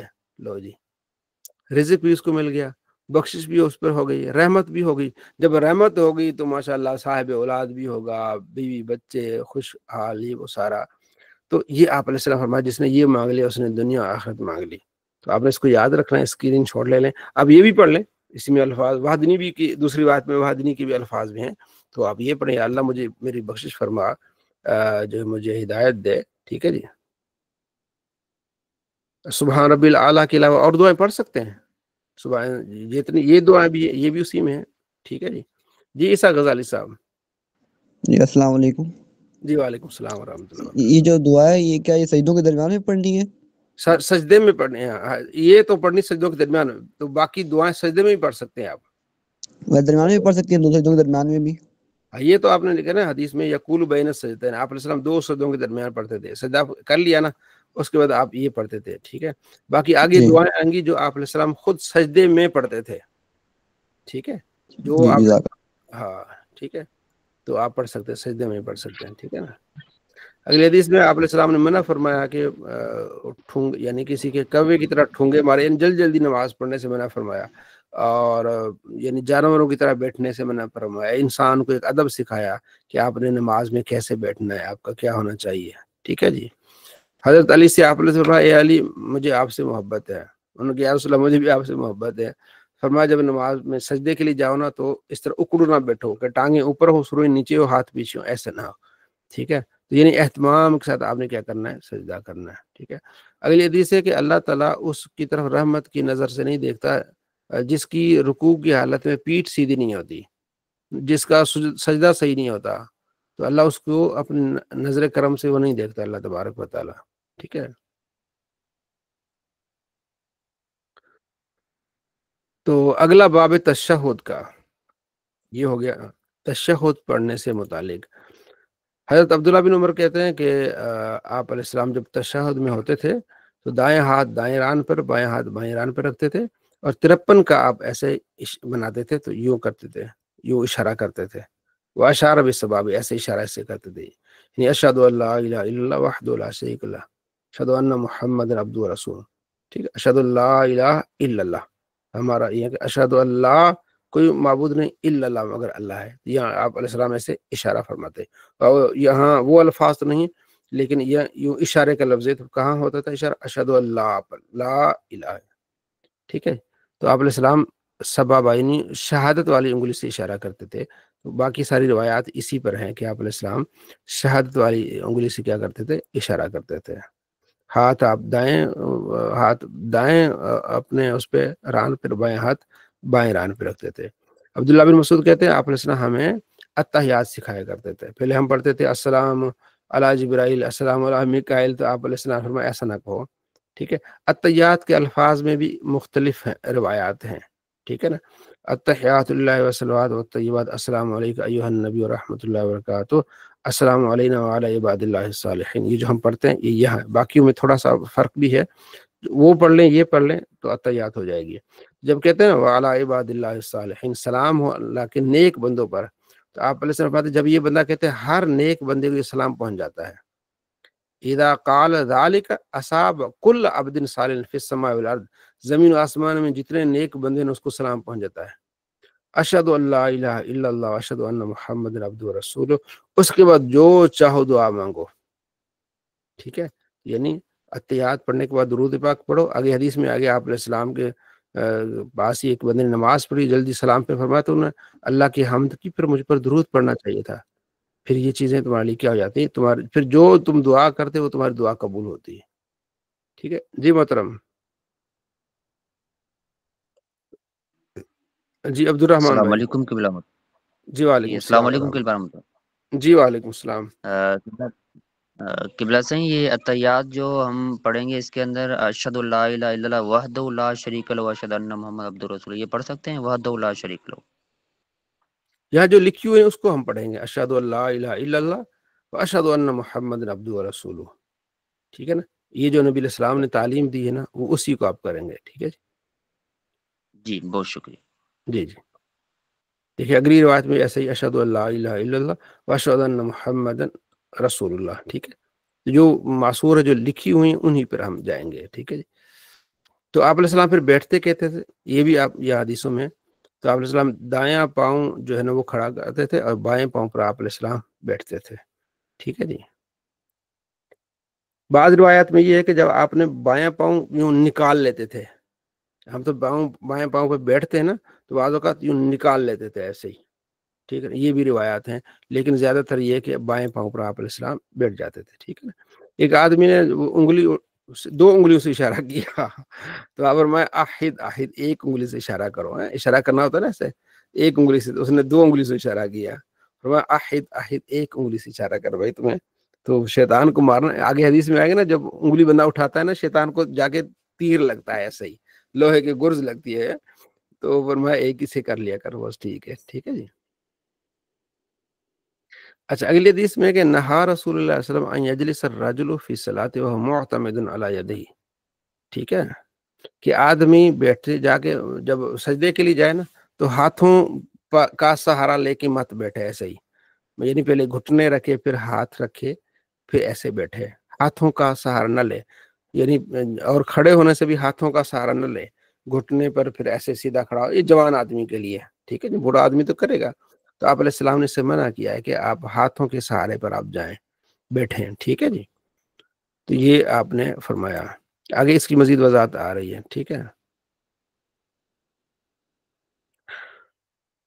अच्छा, हज़रत अब्दुल्लाह बिन मसूद कहते हैं कि आप अलैहिस्सलाम 2 रकातों में ऐसे ही जल्दी उठ जाते थे, जैसे कोई ना अंगारे पर बैठा हो, यानी बस अत्तहियात पढ़ के खड़े हो जाते थे, ज्यादा नहीं बैठते थे। इसलिए हमारे इमाम ने कहा है इसी हदीस पर कि अत्तहियात पढ़ के आपने खड़े हो जाने। अगर आपने अल्लाहुम्मा सल्ली अला मुहम्मद पढ़ लिया तो फिर आप सजदा साहब वाजिब हो गया, तो अब आपको सजदा साहब करना पड़ेगा। इसलिए नहीं सजदा साहब कि आपने दुरूद पढ़ा है, इसलिए कि आपने थोड़ा सा आपने एक रुकन लेट हो गए हैं, सुबहान अल्लाह कहने की मिकदार आप पढ़ आगे बढ़ गए, तो आप लेट हो गए, तो इसलिए आपने इसको आप पर सजदा साहब वाजिब हो गया। अल्लाहुम्मा सल्ली अला कहेंगे तब सजदा नहीं होगा, अल्लाहुम्मा सल्ली अला मुहम्मद पूरा जुमला हो गया, तो अब आप पर क्या होगा, सजदा साहब वाजिब हो जाएगा कि आप सजदा साहब कर लें। इसलिए आप अलैहिस्सलाम बहुत जल्दी करते थे, अत्तहियात पढ़ के आप खड़े हो जाते थे। तो जितने भी मसाइल हैं वो हदीस की बेस पर हैं, ठीक है जी। अगली हदीस में भी है कि इसी तरह हजरत हमें नबी अलैहिस्सलाम हमें जिस तरह कुरान सिखाते थे, इसी तरह आप अलैहिस्सलाम हमें अत्तहियात सिखाते थे, ये बहुत अहम चीज है। अब्दुल्ला बिन उमर जब बैठते थे तो हाथ अपना दायां हाथ रान पे रखते थे, इशारा करते थे, उस उंगली की तरफ देखते थे, ठीक है। फरमाते ये शैतान पर ये लोहे से ज्यादा सख्त है, ठीक है। अगली आगे भी इसी तरह है इशारा करना। तो अच्छा, दूसरा ये है कि अब आगे आएगा गालिबन या पीछे रह गया कि हरकत देना, ऐसे ही एक रिवायत में हरकत देना, ऐसे हरकत देना, दूसरी में कि हरकत नहीं देना। तो अब उसमें 2 मौकिफ है, हमारा उनका मौकिफ है अहले हदीस का कि ऐसे करते जाना है, ठीक है। फिर जो ला युहर्रिकु वाली हदीस है कि हरकत नहीं देनी, तो फिर क्या है, तो वो हरकत देने से मुराद यूं करना, ऐसे करना, ये हरकत देना है, ठीक है। तो बाकी इसको इस तरह नहीं करना, ये हदीसों में इसी में आगे आ रहा है, ठीक है जी। ये था आपकी तशहुद का। उसके बाद क्या दुरूद सलाम पढ़ना है तशहुद में, आखिर में उसकी बड़ी फजीलत है, ठीक है जी। तो आप अलैहिस्सलाम ने सहाबा को जो दुरूद सिखाया उसमें अल्लाहुम्मा सल्ली अला मुहम्मद व अला आलि मुहम्मद कमा सल्लैता अला इब्राहीम व अला आलि इब्राहीम इन्नका हमीदुम मजीद, अल्लाहुम्मा बारिक अला मुहम्मद व अला आलि मुहम्मद कमा बारकता अला इब्राहीम व अला आलि इब्राहीम इन्नका हमीदुम मजीद। ऐसा ही है आप अलैहिस्सलाम ने आगे भी। अच्छा, दुरूद भी मुख्तलिफ हैं, सिर्फ ये नहीं कि अल्लाह, ये भी है आगे अल्लाहुम्मा अला मुहम्मदी व अज़वाजी व ज़ुर्रियतिही, अज़वाज का जिक्र भी है, ज़ुर्रियात का भी जिक्र है, ये भी आप पढ़ सकते हैं। ये देखें, अबू हुमैद साइदी कहते हैं कि या रसूलल्लाह हम आप पर दुरूद कैसे पढ़ें, तो आपने फरमाया ऐसे पढ़ो, ठीक है। आप अज़वाज पर भी, आपकी औलाद पर भी ये दुरूद पढ़ने का हुक्म है, ठीक है जी। आप जो 1 मरतबा दुरूद पढ़े अल्लाह उस पर 10 मरतबा दुरूद भेजेगा, यानी रहमतें भेजेगा। एक हदीस है कि मन सल्ला अलैहि सलातन वाहिदतन सल्लल्लाहु अलैहि अशरा सलवातन, जो मुझ पर 1 मरतबा दुरूद भेजेगा अल्लाह उस पर 10 मरतबा दुरूद भेजेगा, उसके 10 गुनाह माफ करेगा अल्लाह, उसके दर्जात बुलंद करेगा। तो पढ़िए सल्लल्लाहु अला मुहम्मद सल्लल्लाहु अलैहि वसल्लम, ठीक है जी। آپ نے فرماتے ہیں قیامت کے دن میرے نزدیک وہ ہوگا جو مجھ پر سب سے زیادہ درود پاک پڑھے گا۔ فرمایا کہ بے شک اللہ نے فرشتے بنائے ہیں جو زمین پہ چل رہے ہیں، میری امت کا سلام مجھے پہنچا رہے ہیں۔ تو آپ پڑھیں گے الصلاۃ والسلام علیکہ یا رسول اللہ، الصلاۃ والسلام علیکہ یا حبیب اللہ۔ آپ علیہ السلام فرماتے ہیں کہ جو بھی کوئی آدمی مجھ پر سلام بھیجتا ہے تو اللہ میری روح کو لوٹاتا ہے، میں اس کے سلام کا جواب دیتا ہوں۔ روح کو لوٹاتا مطلب یہ کہ مجھے توجہ ادھر دلاتا ہے اللہ کے میرے محبوب یہ بھی درود پڑھ رہا ہے، یہ بھی سلام پڑھ رہا ہے، تو لاکھوں لوگ آپ علیہ السلام پر درود و سلام پڑھ رہے ہیں تو آپ علیہ السلام ان کو جواب دے رہے ہیں۔ ٹھیک ہے جی، روح لوٹاتا ہے اس کا مطلب یہ نہیں کہ آپ علیہ السلام روح چلی جاتی ہے یا فوت ہو جاتے ہیں یا دوبارہ روح ڈالتا ہے، نہیں، توجہ دلاتا ہے اللہ تبارک و تعالیٰ، یعنی آپ میری پھر توجہ ادھر ہو جاتی ہے کہ ہاں ان کے بھی ہم نے کیا کرنا ہے، جواب دینا ہے۔ اب جواب کیسے، اتنے کروڑوں لوگ مسلمان پڑھ رہے ہیں، تو پھر محدثین کہتے ہیں کہ ایسا جیسے سورج جو ہے نا سب کو روشنی دیتا ہے، اسے آپ علیہ السلام کا جواب بھی سب کو آتا ہے۔ ٹھیک ہے جی۔ جی یہ ہماری ایک بہن کہہ رہی ہیں کہ اس کی اسکرین نہیں آ رہی۔ ٹھیک ہے، تو یہ حدیث نمبر ہے 925، حدیث نمبر 925 ہے کہ جب کوئی مجھ پر سلام بھیجتا ہے تو اللہ میری روح کو لوٹاتا ہے، میں اس کے سلام کا جواب دیتا ہوں۔ یہ مشکات میں حدیث نمبر 925۔ ٹھیک ہے، اسکرین نہیں آ رہی تو یہاں سے آپ شروع کر دیں۔ اگلی حدیث میں کہ آپ نے فرماتے ہیں کہ اپنے گھروں کو قبر نہ بناؤ، یعنی ذکر فکر کرتے رہو۔ قبرستان میں عام روٹین جو ہے کیا ہوتی ہے، سنسان ہوتا ہے، اور میری قبر کو عید نہ بناؤ۔ اس کا ایک معنی یہ ہے کہ جیسے سال کے بعد عید آتی ہے تو سال کے بعد نہ آیا کرو، گاہے بگے آیا کرو اور مجھ پر درود سلام بھیجا کرو جہاں بھی ہو۔ ٹھیک ہے جی، تو ایک تو یہ کہ گائے بگائے عید کے عید نہ آیا کرو۔ دوسرا یہ کہ عید نہ بنا، ایسا بھی کہ جیسے عید میں لوگ ڈھول ڈھمکا اور شرلیاں اور یہ ناچ گانا، ایسا نہیں۔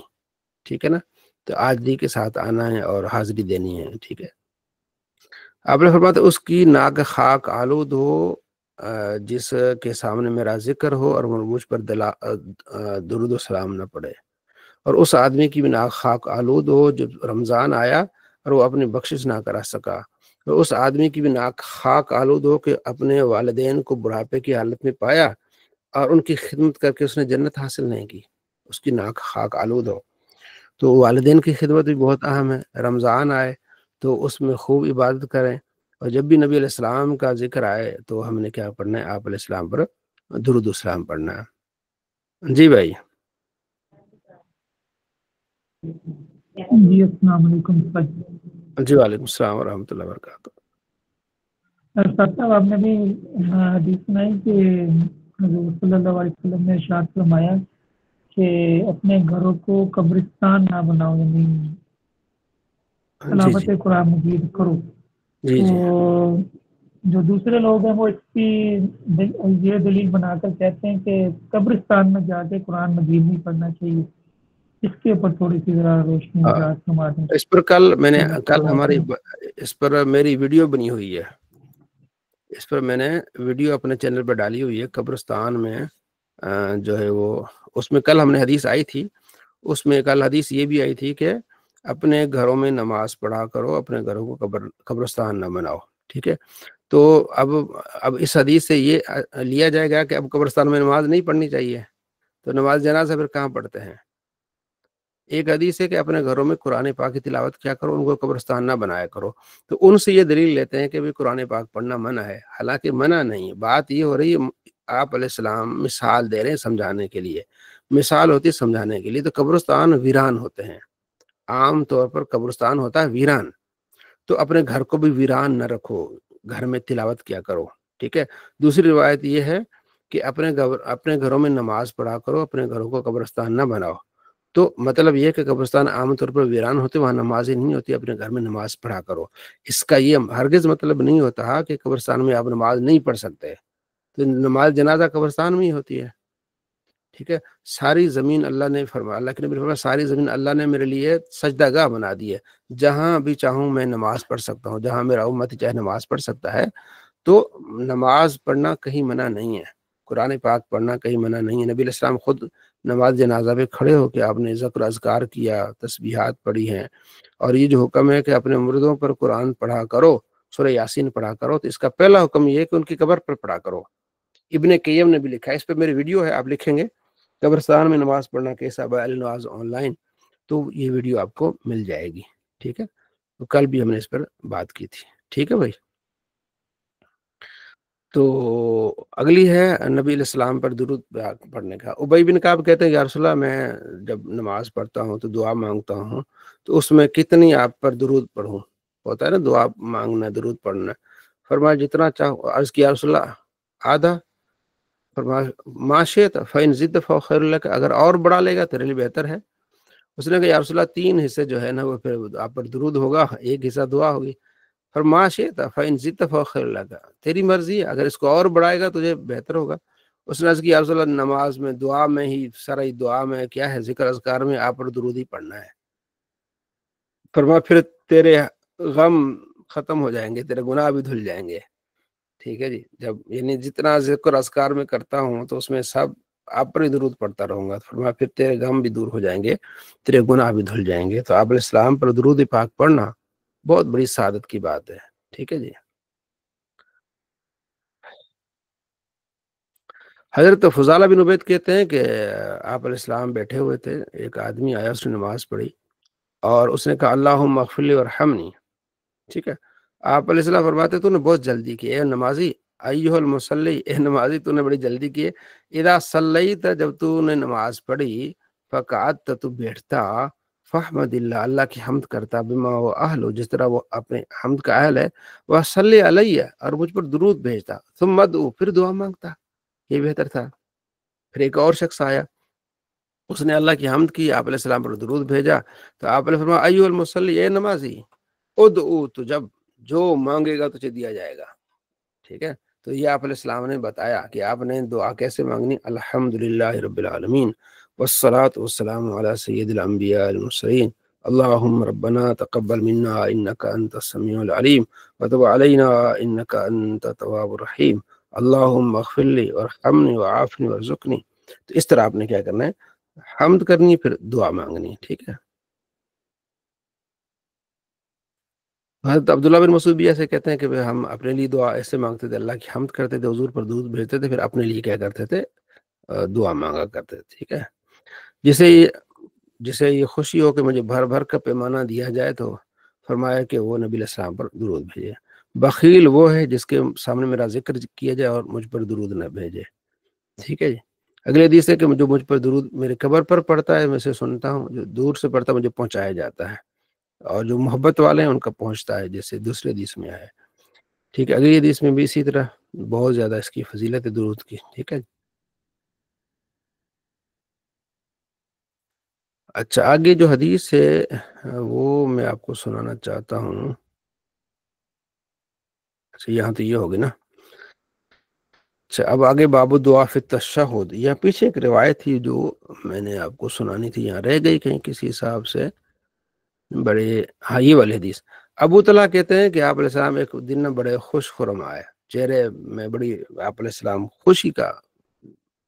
तो फकार फरमाया मेरे पास जिब्रील आए, यानी खुश होकर ना आप अलैहिस्सलाम तशरीफ लाए, और मेरे पास जिब्रील आए। उन्होंने कहा कि इन रब्बक यकूल, जिब्रील कहता है कि ए महबूब, आपका रब कहता है कि अमा युर्दी का या मोहम्मद, ए महबूब आप राजी नहीं होंगे कि जो बंदा भी आपका उम्मती जो भी आप पर दुरूद भेजेगा तो मैं उस पर 10 दुरूद भेजूंगा। अल्लाह फरमाता है महबूब कि आप राजी नहीं होंगे कि आपका उम्मती आप पर 1 मरतबा दुरूद भेजे तो मैं उस उम्मती पर 10 मरतबा दुरूद भेजूं। आपका एक उम्मती आप पर 1 मरतबा सलाम भेजे तो मैं उस उम्मती पर 10 मरतबा सलाम भेजूं। क्या बात है, ये हम हुजूर पर दुरूद भेज रहे हैं, तो अल्लाह कह रहा है अच्छा तुम मेरे महबूब पर दुरूद भेज रहे हो, चल मैं तुम पर दुरूद भेजता हूँ, मैं तुम पर सलाम भेजता हूँ। तो अल्लाह का दुरूद सलाम क्या है, रहमत, बरकत। ठीक है जी। तो आप सल्लल्लाहु ताला अलैहि वसल्लम पर दुरूद पाक पढ़ने की इतनी बरकतें हैं और इतनी फजीलतें हैं, तो इस पर बहुत खुशी होगी कि आप और हम सब इसमें जो ज्यादा से ज्यादा इसकी तरफ आए। बाबू दुआ फिर तशहुद, तशहुद में दुआएं करना। जी ठीक है, आप अलैहिस्सलाम जब तशहुद पढ़ते थे ना, उसके बाद दुरूद, उसके बाद दुआएं, मुख्तलिफ दुआएं हैं, आप जो जो आपको याद हैं। अल्लाहुम्मा इन्नी अऊज़ु बिका मिन अज़ाबिल कब्र, या अल्लाह मैं अज़ाब कब्र से तेरी पनाह में आता हूँ। ये फितने मसीह दज्जाल के फितने से है, दुनिया के लोगों के फितने से, जिंदों के मुर्दों के फितने से। तो ये गुनाहों के और जो है वो मगरम कहते हैं इसको, मकरूज होना, कर्जे के फितने से। ठीक है जी। तो सहाबी ने कि या रसूल अल्लाह, आप कहते हैं मगरम, ये क्या मतलब कर्जा? फरमाई ये आदमी को जब कर्जा होता है आदमी पर, तो आदमी फिर झूठ बोलता है, वादा खिलाफी करता है। तो इससे भी पनाह मांगनी चाहिए, अल्लाह मुझे तौफीक दे ताकि मेरा कर्जा उतर जाए। ठीक है जी। तो कर्जा उतारने का एक तरीका ये भी है कि आप, एक दुआ है वो है अल्लाहुम्मा मकफिनी बिहलालिक अन हरामिक व अगनिनी बिफदलिक अम्मन सिवाक।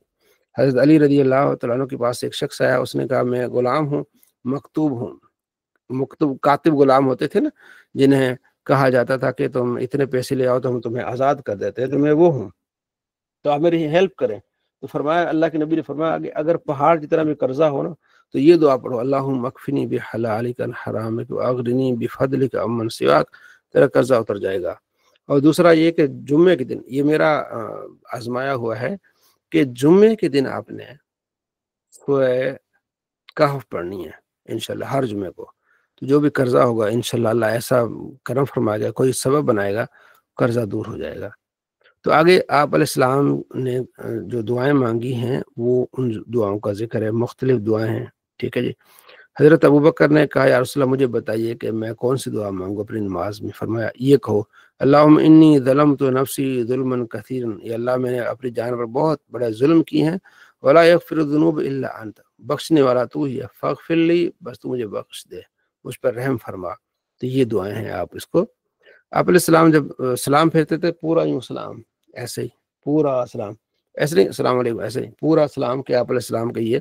जो साहबी पीछे थे वो देख लिया करते थे। ठीक है जी। आप अलैहिस्सलाम दाईं तरफ ज्यादा फिर जाते, कान जब सलाम फेर के ना ऐसे, तो आप नमाज पढ़ के ऐसे फिर जाते थे, लेकिन आप बाईं तरफ भी फिरते थे। ठीक है। तो दाईं तरफ फिरना लाजमी नहीं है, दोनों तरफ फिरना चाहिए। आगे रिवायत इस बारे में आ रही है।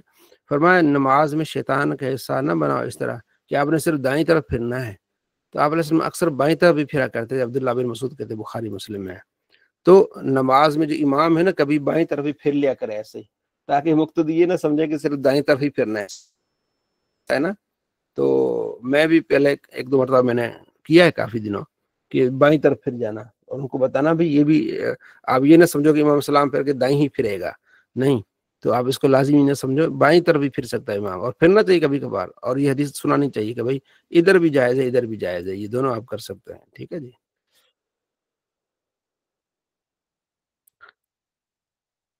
दूसरी है, हजरत मुआज बिन जबल कहते हैं कि आप अलैहिस्सलाम ने मेरा हाथ पकड़ा और फरमाया, इन्नी ला उहिब्बुक या मुआज, ए मुआज मैं आपसे मोहब्बत करता हूँ।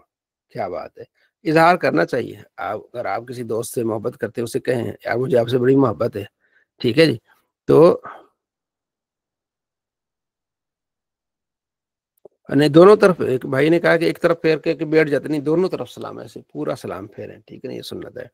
तो आप अलैहिस्सलाम ने फरमाया, ए मुआज मैं आपसे मोहब्बत करता हूँ। फ़कुल्तु, मैंने कहा, व अना उहिब्बुक या रसूल अल्लाह, मैं भी आपसे मोहब्बत करता हूँ। तो फरमाया, ए मुआज, हर नमाज के बाद ये दुआ लाजमी मांगनी है। क्या दुआ है? रब्बी अइन्नी अला ज़िक्रिका व शुक्रिका व हुस्नि इबादतिक, ये मेरे रब मुझे तौफीक दे, मेरी मदद फरमा कि मैं तेरा जिक्र करूँ, मैं तेरा शुक्र करूँ और मैं तेरी अच्छी बात करूँ। तो अल्लाहुम्मा रब्बी आइन्नी, यूं भी कह सकते हैं, रब्बी आइन्नी, या अल्लाहुम्मा रब्बी आइन्नी अला ज़िक्रिका व शुक्रिका व हुस्नि इबादतिक। तो आपने ये इस दुआ को भी आपने क्या करना है, याद रखना है, रब्बी आइन्नी अला ज़िक्रिका व शुक्रिका व हुस्नि इबादतिक। अच्छा ये देखें, अभी एहतशाम ने सवाल किया था कि लोग थोड़ा सा सलाम फेरते हैं। अब्दुल्लाह बिन मसूद कहते हैं कि आप अलैहिस्सलाम दाईं तरफ सलाम फेरते, कहते अस्सलामु अलैकुम व रहमतुल्लाह हत्ता युरा बयादु खद्दिही अयमन। ठीक है, यहाँ तक के आपकी ये जो गाल मुबारक ना, ये देखी जाती है यूं सारी। ठीक है, जब आप बाईं तरफ सलाम फेरते तब भी आपकी ये गाल मुबारक पूरी देखी जाती है, यानी पिछले जो नमाजी हैं तो पूरी आप अलैहिस्सलाम की साइड देख लेते हैं। तो पूरा जब करेंगे तब देखा जाएगा, अगर यूं यूं करेंगे तो कुछ नहीं नजर आएगा। तो आप अलैहिस्सलाम को देखा करते थे साहब इस तरह पीछे। ठीक है जी। तो पूरा अच्छी तरह से फिरना चाहिए। اچھا جی،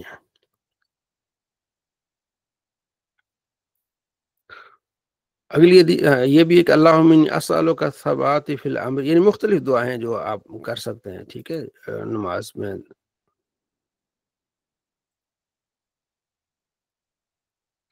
اب اگلا باب اور آخری باب آج کا وہ یہ ہے باب ذکر بعد الصلاۃ، نماز کی بعد ذکر کرنے کے بارے میں، ٹھیک ہے جی۔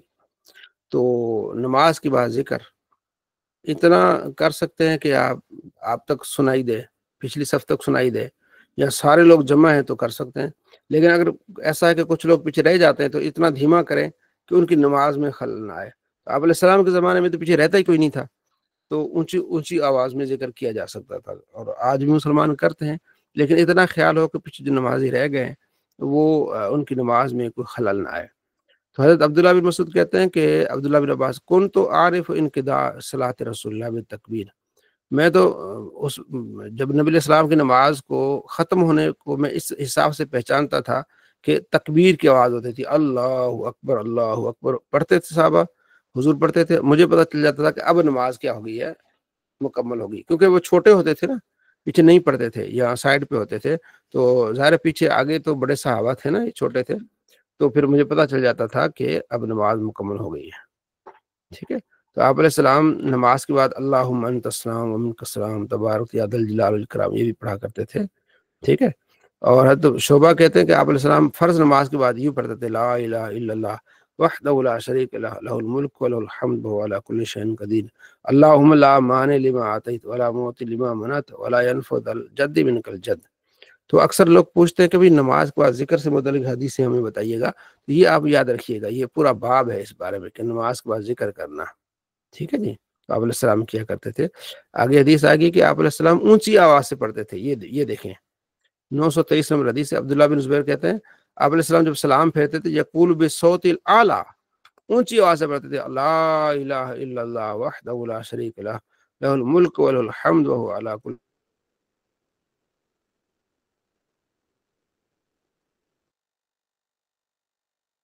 لا الہ الا اللہ۔ تو اگر مسلمان مختصر پڑھتا ہے تو اس میں کوئی حرج نہیں ہے، پورا پڑھے تو بہت بہتر، لیکن لا الہ الا اللہ بھی پڑھتا ہے، کیونکہ دیکھیں نا بار بار آپ پڑھتے تھے لا الہ الا اللہ لا الہ الا اللہ، تو ولا نعبد الا ایہ، ٹھیک ہے، تو یہ بھی پڑھا جاتا ہے، یہ مسلم کی روایت ہے، ٹھیک ہے جی۔ تو آپ نے بتانا ہے کہ اس میں لڑائی کوئی نہیں ہے، بس یہ کہ جو پڑھتے ہیں وہ ذرا دھیما تھوڑا سا پڑھ لیں، ٹھیک ہے جی، روکنا نہیں چاہیے۔ ومن اظلم ممن ذکر اسمہ، سب سے بڑا ظالم کون ہے؟ جو اللہ کے ذکر سے روکے اور اللہ کے مسجد میں روکے، سورہ بقرہ میں، اس سے بڑا ظالم کون ہے؟ تو اللہ کے ذکر سے نہیں روکنا، ان کی اصلاح کرنے کے بھی تھوڑا سا دھیما، ٹھیک ہے، تاکہ نمازی کو مسئلہ نہ بنے، باقی ذکر سے نہیں روکنا، ٹھیک ہے۔ اگلی روایت جو بخاری مسلم کی، آپ نے اس کو یاد رکھنا ہے کہ حضرت ابو ہریرہ کہتے ہیں کہ فقراء مہاجرین جو تھے نا غریب، وہ نبی علیہ السلام کے پاس آئے، ابھی اس کو یاد رکھنا ہے، نبی علیہ السلام کے پاس آئے، انہوں نے عرض کیا یا رسول اللہ یہ جو ہے نا پیسے والے مسلمان وہ تو فضیلت وہ درجات لے گئے، حضور نے فرمایا وہ کیسے؟ ان کا یا رسول اللہ وہ ہمارے ساتھ نماز پڑھتے ہیں، روزہ رکھتے ہیں، پھر وہ صدقہ بھی کرتے ہیں اور ہم صدقہ نہیں کر سکتے، وہ غلام آزاد کرتے ہیں ہم غلام آزاد نہیں کر سکتے، وہ تو ہم سے بازی لے گئے، یعنی وہ نیکیوں کی بات کر رہے تھے، انہیں اتنا فکر ہوتی تھی نیکیوں کی۔ تو آپ علیہ السلام تم پریشان نہ ہو، نبی علیہ السلام تو رحیم تھے، فرمایا پریشان نہ ہو، میں تمہیں ایسے کلمات سکھاتا ہوں، وہ کلمات پڑھو گے تمہارے ساتھ کوئی نہیں مل سکتا، ہاں جو کلمات پڑھے گا وہ تمہارے برابر ہو جائے گا، تو اس لیے تم یہ پڑھا۔ ان کو یا رسول اللہ بتائیے، آپ نے فرمایا تم تسبیح کرو، تکبیر کرو، تحمیدین، سبحان اللہ، الحمدللہ، اللہ اکبر، یہ ہر نماز میں، ہر نماز کی بات، ٹھیک ہے، 33 مرتبہ آپ نے پڑھنا ہی ہے، ٹھیک ہے، تو کوئی بھی بندہ آپ کے ثواب کی جو ہے نا وہ برابر نہیں آئے گا۔ ابو صالح کہتے ہیں ایک مرتبہ پھر وہ آ گئے غریب صحابہ، یا رسول اللہ ہمارے بھائیوں نے بھی سن لیا، وہ جو پیسے والے ہیں انہوں نے بھی سن لیا کہ بھئی یہ کام کر رہے ہیں، وہ بھی کرنے لگ گئے، اب حضور نے فرمایا ذالک فضل اللہ یؤتی من یشاء، یہ تو اللہ کا فضل ہے جسے اللہ چاہے، اللہ نے ان کو پیسہ دیا ہے، یہ اللہ کا فضل ہے، ٹھیک ہے، وہ صدقہ بھی کر رہے ہیں، خیرات بھی کر رہے ہیں، نمازیں بھی پڑھ رہے ہیں، تو اللہ کا فضل ہے، تو پیسہ بھی اللہ کا فضل ہے، جب اللہ کی راہ میں خرچ کیا جائے، امداد کی جائے تو یہ اللہ کا فضل ہے، ٹھیک ہے. اور اسی پیسے کی اگر زکوٰۃ نہ دی جائے تو قرآن میں ہے کہ اس کو پھر پگھلا کے داغا جائے گا، ان کی گالوں پر داغا جائے گا، ان کی پیٹھوں پر داغا جائے گا. تو وہ پھر اس کے لیے وبال ہے. پیسہ رحمت بھی ہے کہ اللہ کی راہ میں خرچ کیا جائے، ٹھیک ہے، بغیر ریا کے اور اللہ کی رضا کے لیے. لوگوں کی دعائیں ملتی ہیں، پھر اس سے بڑا خوشی ہوتی ہے. ٹھیک ہے جی. تو نیک کاموں میں صدقہ جاریہ میں ضرور آپ الحمدللہ حصہ ڈالا کریں ہم سب. ٹھیک ہے جی. تو یہ رحمت، تو آپ نے فرمایا کہ یہ تو اللہ کا فضل ہے. ٹھیک ہے جی. یہ چیزیں ہیں. ٹھیک ہے. اور ایک روایت میں ہے کہ آپ تسبحون فی دبر کل صلاۃ عشرا، یعنی ہر نماز کے بعد 10 مرتبہ پڑھنا ہے، اور الحمدللہ بھی 10 مرتبہ پڑھنی ہے، اللہ اکبر بھی 10 مرتبہ کرنی ہے. ٹھیک ہے. یعنی 33 کا بھی ذکر ہے اور 10 کا بھی ذکر ہے. اور آگے کی روایت آئے گی کہ 33 مرتبہ سبحان اللہ، 33 مرتبہ الحمدللہ، اور 34 مرتبہ اللہ اکبر، یہ بھی ذکر ہے. آگے کی روایت آئے گی کہ 33 مرتبہ سبحان اللہ، یہ والی روایت ہے. 33 مرتبہ سبحان اللہ، 33 مرتبہ الحمدللہ، 33 مرتبہ اللہ اکبر، یہ ہو گئے 99. اور ایک مرتبہ پڑھنا ہے لا الہ الا اللہ وحدہ لا شریک لہ لہ الملک ولہ الحمد وہو علی کل شیء قدیر غفرت خطایا، اس کے گناہ بخش دیے جاتے ہیں اگرچہ سمندر کی جھاگ کے برابر ہوں، اس کے گناہ بخش دیے جائیں گے. تو یہ بھی روایت آپ نے یاد رکھنی ہے. پڑھنے کا مقصد یہ ہے کہ کتاب کھولیں گے، آج ایک دعا یاد کر لی، اگلے دن دوسرا یاد کر لی. کبھی سبحان اللہ 33 مرتبہ، الحمدللہ 33 مرتبہ، اللہ اکبر 34 مرتبہ، یہ بھی حدیث پر عمل ہو گیا. پھر آپ نے 33 مرتبہ یہ پڑھ لیا اور ایک مرتبہ یہ پڑھ لیا، یہ بھی حدیث پر عمل ہو گیا. اور یہ پڑھ کے پھر 10 مرتبہ سبحان اللہ، 10 مرتبہ الحمدللہ، 10 مرتبہ اللہ اکبر، یہ بھی عمل ہو گیا. نبی علیہ السلام کی سیرت پر عمل ہو گیا، حدیث پر عمل ہو گیا. وہ آ رہے نہیں آ رہے. ٹھیک ہے. تو آپ علیہ السلام سے پوچھا گیا رسول اللہ کون سی دعا سب سے زیادہ سنی جاتی ہے؟ فرمایا آخری رات کے آخری پہر میں، اور ہر فرض نماز کے بعد دعا. تو فرض نماز کے بعد دعا تو کیا ہی بات ہے. ٹھیک ہے جی. تو اب فرض نماز کے بعد دعا، اجتماعی دعا کا لوگ انکار کرتے ہیں. ٹھیک ہے. کہتے ہیں دعا کریں، جو اجتماعی کا کرتے ہیں وہ کرتے نہیں، بالکل نہیں کرتے. اب تو جو انکار کرتے تھے نا، اب ہم تو اجتماعی دعا مانگتے ہیں. کیونکہ کتاب ہے حدیث کی مجموع الزوائد، اس میں روایت ہے کہ جب مسلمان جمع ہوتے ہیں نا اور دعا ہوتی ہے، ان میں سے کچھ آمین کہنے والے ہوتے ہیں، وہ دعا قبول ہوتی ہے. مجموع الزوائد میں یہ روایت ہے. تو مسلمان یہ جمع ہے نماز کے بعد، ٹھیک ہے، دعا کا حکم نبی علیہ السلام خود دے رہے ہیں کہ دعا قبول ہوتی ہے. تو امام صاحب دعا مانگ رہے دوسرے آمین کہہ رہے ہیں، تو اس کو بدعت کہا جاتا ہے. یعنی دعا مانگنا بدعت ہو جاتی ہے. ٹھیک ہے. اچھا، نبی علیہ السلام کی حدیث ہے بخاری میں کہ آپ عیدین کے چیپٹر پہ آپ علیہ السلام نے فرمایا کہ جو عورتیں پاک ہیں تو وہ تو نماز عید پڑھیں گی، جو پاک نہیں ہوتی ہیں، دن آئے ہوتے ہیں ان کو بھی آنے دو عیدگاہ پہ، کیونکہ وہ مسلمانوں کی دعاؤں میں شامل ہو جائیں. تو امام صاحب دعا کریں گے تو مسلمانوں کی دعاؤں میں شامل ہوں گی نا. ہر ایک نے اکیلے دعا کریں تو مسلمانوں کی دعاؤں میں کیسے شامل ہوں گی؟ یہ بہت بڑی دلیل ہے آپ کے لیے کہ نماز کے بعد اجتماعی دعا کی، کہ وہ عورتیں بھی آئیں جن کو حیض آیا ہوا ہے، وہ نماز تو نہیں پڑھ سکتی لیکن مسلمانوں کی دعاؤں میں شامل ہوں. جب مسلمان دعا ہی نہیں کر رہے، سلام پھیر کے وہ ادھر گیا کوئی ادھر گیا، تو کیسے دعاؤں میں شامل ہوں گی؟ ظاہر مسلمان دعا کریں گے تو اس میں شامل ہوں گی. وہ امام صاحب دعا کریں گے، باقی آمین کہیں گے. تو یہ ہے. ٹھیک ہے جی. تو اہل حدیث حضرات بالکل اس کے انکاری ہیں. اب ایسے انکاری بن گئے ہیں کہ وہ اکیلے بھی دعا نہیں مانگتے.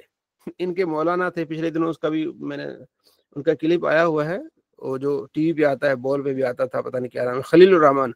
اس نے کہا بھائی تم تو اجتماعی دعا کے مخالف تھے، اب تو تم دعا کے ہی مخالف ہو گئے، تو اب تم دعا ہی نہیں مانگتے. اب آپ دیکھ لیں ہمارے ہاں بھی کبھی کبھار آ جاتے ہیں اہل حدیث. تو مطلب ایک ہوتا ہے نا کہ چلو آپ اکیلی تو پڑھ لیں نا، سلام پھیرا امام نے نکل کے چلے گئے، اپنے لیے بھی دعا نہیں مانگی، پھر اتنا وہ دور چلے گئے ہیں. ٹھیک ہے نا. تو یہ ہوتی ہے بدعت. تو ہمیں بدعتی کہتے ہیں. بھائی تم تو دعا بھی نہیں مانگ رہے. نبی علیہ السلام نے فرمایا فرض نماز کے بعد دعا قبول ہوتی ہے. ٹھیک ہے جی. تو ان پر ہم کیا ان کی اصلاح کرنی چاہیے، ان کو بتانا چاہیے بھائی اس طرح تمہارا کام نہیں ہے. ٹھیک ہے جی. آپ سے فرماتے جو فجر کی نماز پڑھے اور وہاں بیٹھ کر اللہ کا ذکر کرے، سورج نکلے پھر 2 رکعتیں پڑھے تو وہ ایسا ہے جیسے کہ حاجی ہے، جیسے کوئی عمرہ کرنے والا ہے، اسے مکمل ثواب ملے گا۔ تو یہ بھی کبھی کبھار لینا چاہیے، فجر کی نماز پڑھ کے بیٹھیں، تلاوت کریں، اس کے بعد کیا کریں، آپ 2 رکعتیں پڑھیں، کتنا ہی ثواب ہے۔ آخری فصل ہے تیسری، ٹھیک ہے، تو یہاں انہوں نے ضعیف کہا ہے، لیکن بات حدیث ہے۔ ازرق کہتے ہیں کہ میں نے آپ علیہ السلام کے ساتھ نماز پڑھی، صلی بنا امام لنا یکنا ابا رمسا، کہتے ہیں میرے ایک امام تھے، اس کا نام تھا ابا رمسا۔ تو ابا رمسا کہتے ہیں کہ میں نے حضور کے ساتھ نماز پڑھی، ٹھیک ہے، تو اس میں ابو بکر بھی تھے، عمر بھی تھے، ٹھیک ہے، نماز مکمل ہوئی۔ تو ایک شخص جس نے پوری حضور کے ساتھ ہی نماز پڑھی ابتدا سے ہی، وہ کھڑا ہو گیا، تو حضرت عمر نے اس کو پکڑ کے نیچے بٹھایا۔ اس نے کہا ایک نماز کے بعد دوسری نماز میں کچھ فاصلہ کرنا چاہیے، کوئی دعا مانگنی چاہیے، تو ایسے کھڑا ہو گیا۔ اسی وجہ سے تو پرانی قومیں ہلاک ہو گئی ہیں۔ تو آپ علیہ السلام نے دیکھا، فرف النبی بصرہ فقال اصاب اللہ بک یا ابن خطاب، ابن خطاب تیری بات بالکل ٹھیک ہے، یعنی نماز پڑھی ہے تو اگلی نماز میں تھوڑا وقفہ ہو، کوئی دعا شعا، یہ چیزیں ہونی چاہیے، اس کا مقصد یہ ہے، ٹھیک ہے جی۔ تو یہ بھی چیز کرنی چاہیے کہ دعا مانگیں، ایک دو تسبیح پڑھیں، ٹھیک ہے جی۔ اچھا،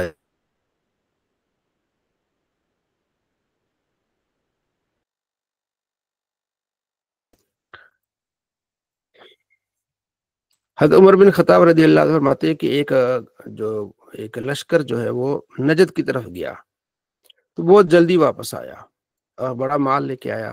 بڑے صحابہ خوش ہوئے کہ یار اتنے مختصر وقت میں گیا اور کامیاب ہو کے لوٹا، مال غنیمت لے کے آیا۔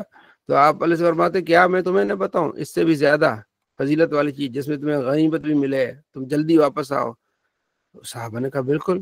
فرمایا کہ صبح کی نماز پڑھو، پھر اللہ کا ذکر کرو، جب سورج طلوع ہو جائے اس کے بعد واپس آؤ۔ تو یہ بہت ہی جلدی آنا ہوگا کہ تمہیں ثواب بھی بہت زیادہ ملے گا، سمجھو گے غنیمت کی طرح، اور فضیلت تمہیں ملے گی۔ تو یہ آپ علیہ السلام نے پھر کیا دی، ترغیب دی کہ آپ اس طرح بھی کیا کریں، یعنی فجر کی نماز پڑھی، وہاں ذکر کریں، اللہ کا نام لیں، بیٹھے رہیں، اور اس کے بعد جیسے سورج طلوع ہوتا ہے 2 نفل پڑھیں اور گھر کو لوٹیں، گویا کہ آپ حج کر کے آئے ہیں، آپ عمرہ کر کے آئے ہیں، ٹھیک ہے جی۔ تو یہ چیزیں تھیں، تو الحمدللہ یہاں تک ہم نے اس کو پڑھ لیا۔ تو انشاءاللہ پھر اگلے ہفتے اتوار کو اور آگے جائیں گے انشاءاللہ۔ ہماری 1000 کے قریب روایات ہونے والی ہیں، تو انشاءاللہ بہت کچھ سیکھنے کو مل رہا ہے۔ امید ہے کہ آپ کو اس کو بڑا فائدہ ہوگا، تو اس کو پھر مطالعہ کرتے رہیں، اس کو بار بار پڑھتے رہیں۔ اب ایک مرتبہ گزر گئے ہیں، ٹھیک ہے جی، ان حدیثوں کو آپ جب دوبارہ پڑھیں گے، دیکھیں گے، تو انشاءاللہ بڑا لطف آئے گا۔ کچھ چیزیں سمجھ آ گئی، کچھ مطالعے سے، کچھ اس کا خلاصہ میں نے گزارش کی ہے۔ تو بہت شکریہ، آپ نے اپریشیٹ کر رہے ہیں دوست کافی سارے، تو اللہ آپ کو جزا خیر عطا فرمائے، دعا میں یاد رکھیے گا، ٹھیک ہے جی۔